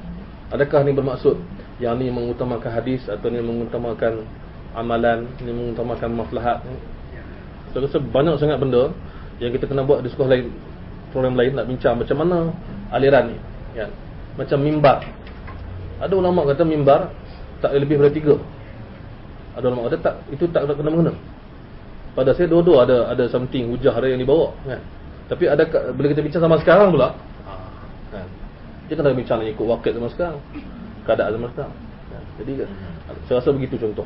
Dan akan datang insya-Allah siri-siri akan datang, kita sentuh isu-isu yang berbeza, kita buat perbandingan dan kita akan insya-Allah dapat gambaran lebih jelas. Saya rasa tak dapat jawab tu soalan situ. Just quickly saja. Jadi generally masalah paling berat mungkin saya boleh ceritakan bahawa boleh kata bahawa zaman sekarang kita tak pentingkan dari segi metodologi. Kita tengok hadis terus ambil terus, tapi tidak melihat pada usul istinbat macam mana nak ekstrak hukum daripada itu. Ada yang buat macam tu. Betul macam tu. Jadi apa sebab Nasrul Albani. Tapi bukan pada semua aspek saya rasa. Ada beberapa mungkin beberapa isu, beberapa hadis, yes. Because kalau mazhab Maliki very clear dia punya manhaj dia. Ahmad very clear. Empat mazhab itu sendiri very clear. Tapi sekarang apakah manhaj Salafi clearly they laid down? Adakah macam dunia stand dulu kan? Metodologi dulu baru hadiskan. Alat dulu baru boleh nampak. Teleskop mesti betul itu baru nampak alat objek yang kita nak tengok kan. Jadi metodologi tak clear so far bagi diri saya lah. Jadi apa pendapat Ustaz kan? Adakah Nasrul Albani ada manhaj sendiri yang lay down usul itu clearly? Ada murid dia buat. Dan dia pun ada buat beberapa benda yang ke arah tu. Contohnya Muqaddimah Tamamul Minnah yang dia tahqiq hadis fiqh sunnah tu. Muqaddimah dia tu dia buat beberapa kaedah yang menjadi asas kepada pemikiran dia lah. Ada. Tapi saya nampak lebih kepada memang ada asal dulu punya. Ada. Tapi nampak lebih kepada adakah kita nak buktikan dekat isu mana, kes mana? Adakah kaedah yang semua tempat begitu? Ataupun beberapa tempat? Sebab kaedah hadis pun begitu. Mustalah hadis pun saya boleh cakap dekat situ bagaimana dalam mustalah hadis. Tapi mustalah hadis pun tak pasti mana satu. Dari segi yang disepakati, yang tak disepakati. Apa yang saya boleh kata apa? Sifu boleh cakap pada saya lah. Saya buat ni Ustaz mengikut mustalah hadis dalam buku Dr. Tahan. Apa boleh? Saya pula kata saya ikut doktor lain. Mustalah hadis juga. Ada beza. Kan? Kita tak boleh kata sama. Saya rasa tak boleh lah. Macam mazhab Maliki pun siapa yang boleh buat semua senarai manhaj Imam Malik? Ada manhaj Imam Ahmad. Susah kan? Tapi asal dia lebih kurang sama. Dan kita cuba begitulah mengikut ni. Ada yang kata nak tengok fiqh Imam Ahmad, tengok Ibnu Muflih. Ada kata tak, tengok Ibnu Qayyim. So macam mana kita nak buat? So benda tu mesti detailkan lagi. Mengikut isu. Saya kata mengikut isu. Maksudnya dalam isu ni kita nampak ada perbezaan cara dia menafsirkan hadis dengan apa yang telah kita bentangkan daripada kalangan ulama salafus soleh dan ulama hadis yang lain. Mungkin dalam isu lain sama. Itu maksudnya. Sebab tu sama juga dengan isu manhaj mutaqaddimin mutaakhirin. Kalau siapa yang ambil tahu, bukan maksudnya kita sesiapa yang selepas Ad-Daraqutni dianggap sebagai mutaakhirin. Siapa yang sebelum Ad-Daraqutni dianggap sebagai mutaqaddimin. Sebenarnya isu dia lebih kepada pengkajian hadis, bukan pada zaman, bukan pada syakhsiah ashkhas, maksud orang tu, bukan pada kitab. Kan? Saya akhiri dengan melontarkan satu benda yang untuk difikirkan. Kenapa ulama sampai hari ini pening kesilapan yang dibuat oleh Al-Hakim berbanding kehebatan dalam kitab dia Ma'rifat Ulumul Hadis. Hakim buat silap dalam kitab Mustadrak, tapi dalam kitab Ma'rifat Ulumul Hadis dia adalah terhebat. Kita heran, dan ulama heran sampai hari ini. Kenapa jadi begitu? Orang yang sama buat buku Ma'rifat Ulumul Hadis dalam mustalah terbaik, menghuraikan semua, dan dia menyalahi kaedah dalam buku Mustadrak Al-Sahihain. So itu cerita dia, terlontarkan fahaman tu. Jangan kita anggap macam sama aja Ustaz. Ada orang mesej kat saya cakap sama aja Syekh Albani, Ibnu Hajar, Suyuti, Ibnu Hajar saya ikut turutan Suyuti, Ibnu Hajar, Zahabi, An-Nawawi, Al-Khatib Al-Baghdadi, sampai kepada sebelumnya Al-Hakim, Ad-Daraqutni, Ibnu Huzaimah sampai Bukhari, semuanya sama manhaj. Saya kata jangan macam tu. Tak pernah orang cakap macam tu. Nama-nama tu pun tak pernah cakap macam tu. Jadi ada orang marah saya. Dia kata ustaz bawa benda baru. Saya kata bukan benda baru, benda lama yang kita tak jumpa. Mungkin sebab Ibnu Hajar kata tak sama, Ibnu Katsir kata tak sama, Az-Zahabi kata tak sama. Kita cakap sama. Siapa saya nak percaya? Dah, cakap tu je. Ya, soalan lain. Kalau ada soalan yang kata kalau balik ni mandi tak basah, tidur tak lena kalau tak mandi. Terbuku. Yang terbuku di dalam hati. Terbengkak. Jauh di kalbu. Ada? Tak apa, tak masalah. Ada orang ingat berbeza pandangan tu maksudnya berbeza apa? Hati.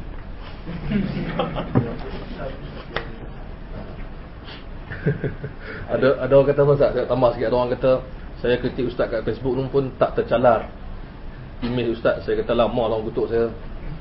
Bukan 2011, 2005, 2006 dah ada ramai yang kutuk saya. So saya kata ni bukan soal kutuk, soal saya cakap betul tak betul dah, itu je. Nak kutuk saya kutuk, tak ada masalah. Saya tak rugi apa pun. Tapi yang saya cakap tu betul tak betul. Nak marah saya kata ustaz, muka ustaz garang pun tak apa. Itu tak tepi. Ustaz ni cakap tak tepi. Cerita ni betul tak? Itu je saya kata. Kalau saya salah saya minta maaf. Itu je. So kadang-kadang kita banyak off topic lah. Saya sedih, takkan saya nak cakap generalize cakap orang yang cerita pasal sunnah banyak off topic. Tak boleh juga. Tapi itu yang berlaku pada saya. Yang saya peribadi, so saya kata secara peribadi, so bukan pandangan umum pandangan peribadi saya, ramai yang nak cakap pasal sunnah kadang-kadang off topic. Off topic maksud orang tak hormat kita. Kita cerita ke orang ni benda ni sunnah, you prove it. Cerita, bagi tahu, okey kita respect. Dah. Saya cakap ni tak sunnah, tak diamalkan, saya ada bukti saya bagi. Kita tak boleh tak buat macam tu. Orang tak respect kita saja. Kalau kita cakap ini saya dah tahu dah siapa dia. Saya dah tahu siapa dia ni. Lepas tu tak apa, tak kisah, dah tahu siapa pun tak apa. Cerita. Tulis. Itu je. Dan saya hormati orang yang menasihati saya secara jujur. Bagi tahu saya. Dia ingat saya nasihat apa saya nak marah, ada orang kata nasihat kecil hati je. Ni nasihat saya ni, kau-kau ni saya terima, tak ada masalah, tak kecil hati pun. Ni geng-geng ni depan ni semua. Sifu pun saya tak merajuk pun. Ni pun sama juga. Sama. Kita dah senang cerita mudah sekarang ni. Kenapa kita nak off topic? Jangan off topic, terus pada topik, buktikan. Betul. Kawan saya Arab seorang semalam daripada Syria, tapi pada cakap Kelantan lah. Dia orang Arab. Saya kata kat dia, esok saya buat program pasal letak tangan terhadap. Dia kata, alah itu lagi. Dia kata, saya kata, tanyalah saya kenapa buat macam tu. Kenapa? Sebab ada orang kata tak, ini je, yang lain tak boleh. Oh patut buat, dia kata.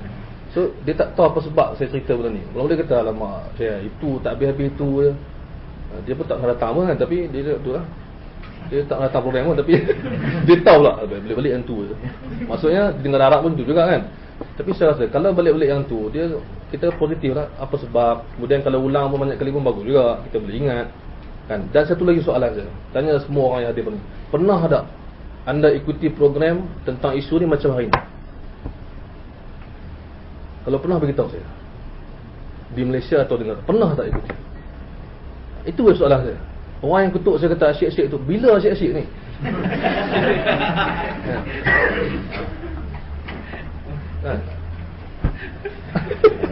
Kan? So saya jangan off topic lah. Terus tak nak datang tak apa, nak pergi barbecue pun tak apa. Tapi kalau tak nak datang sebab tak ada faedah, itu susah lah, kecil lah hati orang kan? Tak ada faedah. Kalau saya tak datang lah sebab saya ada program lagi penting, okey. Saya ada program lagi penting, okey, no problem. Saya sakit, okey. Jangan off topic, jangan pergi tahu apa-apa, cakap semua. Dan hari ni saya minta maaf kalau siapa yang tersinggung. Inilah yang saya nak bentangkan selama ni, yang telah dipopularkan dalam Facebook. So anda boleh bandingkan sama ke tak dengan apa yang kita hadiri hari itu. Ni video ada. Okey. Saya minta maaf. Ada orang marah saya. Dia kecil hati, saya minta maaf. Itu bukan. Saya tengok kamera. Saya minta maaf. Saya tak ada niat nak burukkan siapa-siapa, nak hina siapa-siapa, nak kutuk siapa-siapa. Saya bincang isu. Kalau kita benar, kita pertahankan. Kalau kita salah, kita minta maaf. Okey. Baiklah, selepas melihat mesranya Ustaz Adlan, ada siapa yang ada soalan? Saya ingin nak tanya lagi. I still try to say that Albani, no matter kita mungkin ada sebahagian kita kata dia tidak berapa salaf ke manhaj dia macam tu, tapi I still believe that dia rasa dia sangat masterpiece, sangat besar, ialah dia cuba kembalikan amalan kita kepada hadis. Itu sangat-sangat penting. Jadi I think ini amalan salaf semua, bahawa whatever we do kan, bagi Quran kepada hadis dulu. Itu yang dia cuba dahulukan, rather than amalan salaf. Bagi dia hadis Nabi, amalan Nabi lebih penting, lebih Allah daripada amalan salaf itu sendiri. Jadi dia for him hadis is very very important.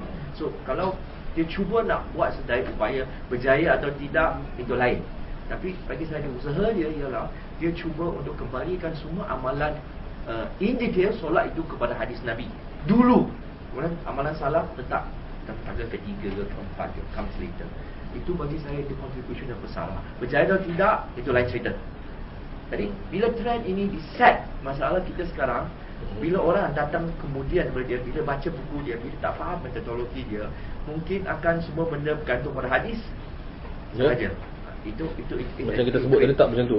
Itu create crisis. Cuma satu yang saya nak ulas sikit. Kalau kita nak cakap macam tu, saya setuju dan tak setuju. Saya setuju dari segi usaha dia, kita patut puji. Dia nak kembalikan hadis nombor 1. Soalan yang saya nak bangkitkan, adakah hadis bukan nombor 1 di kalangan salaf? Adakah hadis bukan nombor 1 di kalangan sahabat dan tabi'in? Dan siapa yang lebih faham hadis daripada sahabat dan tabi'in? Itu soalan yang saya nak bangkitkan sebagai tak setuju isu tu. Tapi okey, kita setuju untuk mengatakan sebab dia buat begitu.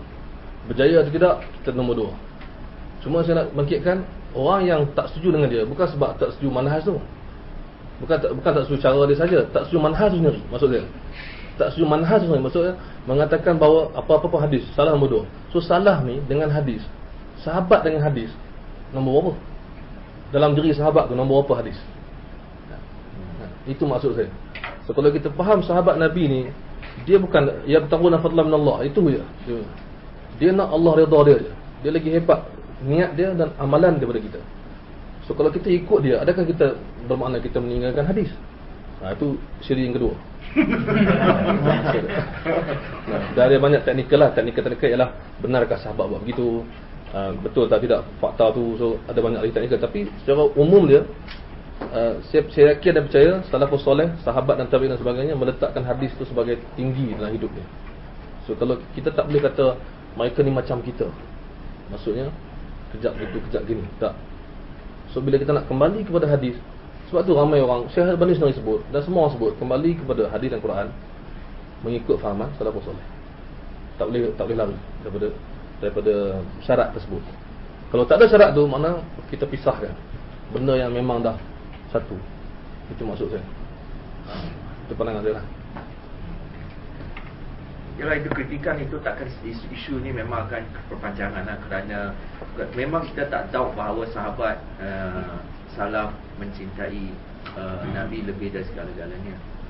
Tetapi itulah sebab Imam Malik suggest amal ahli Madinah, sebab dia sangat dekat pada ruh itu sendiri. Dia suggest paling senang tengok amal ahli Madinah atau amal salaf lah. During his time, bagi dia salaf adalah ahli Madinah pada interpretation dia. Tapi basically konsep salaf itu ada dalam pemikiran Imam Malik. Tetapi Imam Syafi'i mengkritik bahawa still amalan salaf itu ijtihad mereka. Mungkin mereka salah tapi faham. Tapi saya rasa bukan pada semua isu, bukan pada semua isu lah. Sebab Imam Syafi'i sendiri pun menggunakan kaedah yang sama juga pada isu tertentu. Next series. Okay, saya nak dah habiskan dengan kesimpulan saya pada hari ini untuk saya ulang balik. Kita hari ini apa yang saya nyatakan perbincangan semua ialah saya mengatakan bahawa pertamanya pandangan yang diamalkan ialah keterbukaan dalam meletakkan tangan itu, dan pandangan Syekh Albani yang kita kritik secara ilmiah insya-Allah ialah menghadkan hanyalah pada tempat itu, dan fahaman sebagai orang yang mengatakan bahawa inilah yang paling tepat, yang lain tak tepat, yang lain tak betul dan sebagainya. Ini yang kita kritik, bukan kita kritik persoalan sendiri. Dan sebab-sebabnya adalah bergantung kepada sebab kesahihan hadis dan juga sebab amalan yang diwarisi daripada para sahabat dan tabi'in. Dan menunjukkan bagaimana keterbukaan itu adalah sebahagian daripada fiqh yang dikeluarkan daripada hadis-hadis Nabi yang keseluruhannya dalam bab ini. Itu cerita dia. Dan saya mohon maaf kalau ada silap faham dan sebagainya. Kalau ada lagi, kita boleh bincang dalam ilmiah, insya-Allah kita terbuka. Boleh terus direct, boleh buat lagi program. Dan saya yakin Sifu, seperti mana yang kita bincangkan, kita akan buat lagi yang siri-siri seterusnya, dalam bab-bab seterusnya yang akan memberikan kita maklumat yang lebih luas, balik kepada perbandingan tadi. Perbandingan. Alhamdulillah kalau itu berlaku, kita telah berjaya sekurang-kurangnya menggalakkan orang untuk membuat kajian. Dan memang ramai yang baca, ramai yang cari, ramai yang telah tak pernah buka-buka, tak pernah download, tak pernah print, tak pernah tahu, tapi akhirnya dia dapat satu gambaran. So sekurang-kurangnya itulah. Dan yang paling penting, pertemuan kita ni tak sia-sia. Terima kasih Ustaz Adlan. Pesanan daripada pihak penganjur. Jadi seperti yang ketahui, insya-Allah akan ada siri yang berikutnya. Lagi ini hanyalah sebuah permulaan saja, dan akan ada siri-siri yang berikutnya insya-Allah. Tapi untuk itu kita nak beritahu di sini bahawa video pembentangan hari ini akan dimuat naik ke dalam YouTube atau mana yang tak kata dengannya. Jadi diminta siapa yang hadir atau ada teman-teman yang tak hadir ke, maklumkan, boleh tengok video tersebut, kemudian kaji. Dan jangan tengok je, yang tu tak lah, tak mau. Kita kaji juga. Satu lagi saya nak pesan. Saya nak pesan yang hadir pada hari ini pun bertanggungjawab juga membetulkan kalau ada orang yang tak faham melihat pada video. Sebab video tak dapat situasi, dia tak dapat kan. Sebab tadi start pun Sifu buat lawak, so kita seronok Kalau start Sifu buat tension, kita mungkin akan tension. Suasana tu dia akan mempengaruhi kadang pembentangan tu. So yang mana yang hadir yang merasakan ulasan-ulasan yang dibuat tu tidak adil, maka bertanggungjawablah jawab sendiri sebelum saya berikan pandangan. Okey, bantu untuk menjernihkanlah pemahaman insya-Allah. Okey, jadi selepas yang kita balik pun kita boleh kaji sendiri. Kemudian kalau ada melalui kajian tersebut soalan-soalan yang menyusul, harap boleh emailkan kepada Ustaz Adlan. Okay, Ustaz Adlan mungkin boleh tulis email. Jadi email kepada Ustaz Adlan soalan tersebut. Sebab soalan-soalan ni penting untuk kita bergerak pada siri yang kedua, di mana kita mungkin ada soalan-soalan yang atau kajian-kajian yang lebih mantap. Jadi kita akan kupas pula nanti untuk di siri kedua dan sebagainya. Dan pesanan pihak menganjur sebagai tanda ketelusan, maka soalan yang dihantar kepada Ustaz Adlan minta disisikan kepada saya juga. Bukan di sisi saya, buat sisi betul juga. Betul juga. Tak adalah saya padam soalan kau. Bukan soalan je pun, pandangan, cadangan. Nak kritik pun boleh. Ini atas kita orang kata transparent kan, ketelusan. Jadi bukan sahaja soalannya, tidak terhad pada soalan saja, boleh juga contoh cadangan dan sebagainya. Dan ada pertanyaan yang ingin minta maklum balas, iaitu adakah kalau siri-siri yang berikutnya kalau kita buat mungkin sampai 4 petang ke, sebab kadang-kadang mungkin terlalu pendek masa yang diberikan, kita tak do justice to the topic kan. Jadi kalau ada saya tadi ada tiba mengamuk. Jadi kalau minta juga cadangan, adakah okey kalau kita buat sampai 4 petang ke dan sebagainya. Jadi harap dapat mendapat maklum balas daripada kalian lah, selain soalan. Dan jadi jangan lupa itu email-emailnya. Dan sisi lah, sebab nanti mana tahu Ustaz Alan delete kan. Walaupun kita tahu Ustaz Alan baik je tak banyak tu. Mungkin. Jadi sisi selamat. InsyaAllah. Jadi sekian saja untuk hari ini. Moga kita memperoleh manfaat yang banyak. Dan kalau ada yang tak bersetuju, kita bersetuju untuk tak bersetuju. Dan tak perlu gaduh-gaduh. Tak perlu betul tak gaduh. Tak gaduh sebab soalan besar saya takut gaduh. Jadi yang sampai di sini saja. Wabillahi taufiq wal hidayah. Assalamualaikum warahmatullahi wabarakatuh. Assalamualaikum.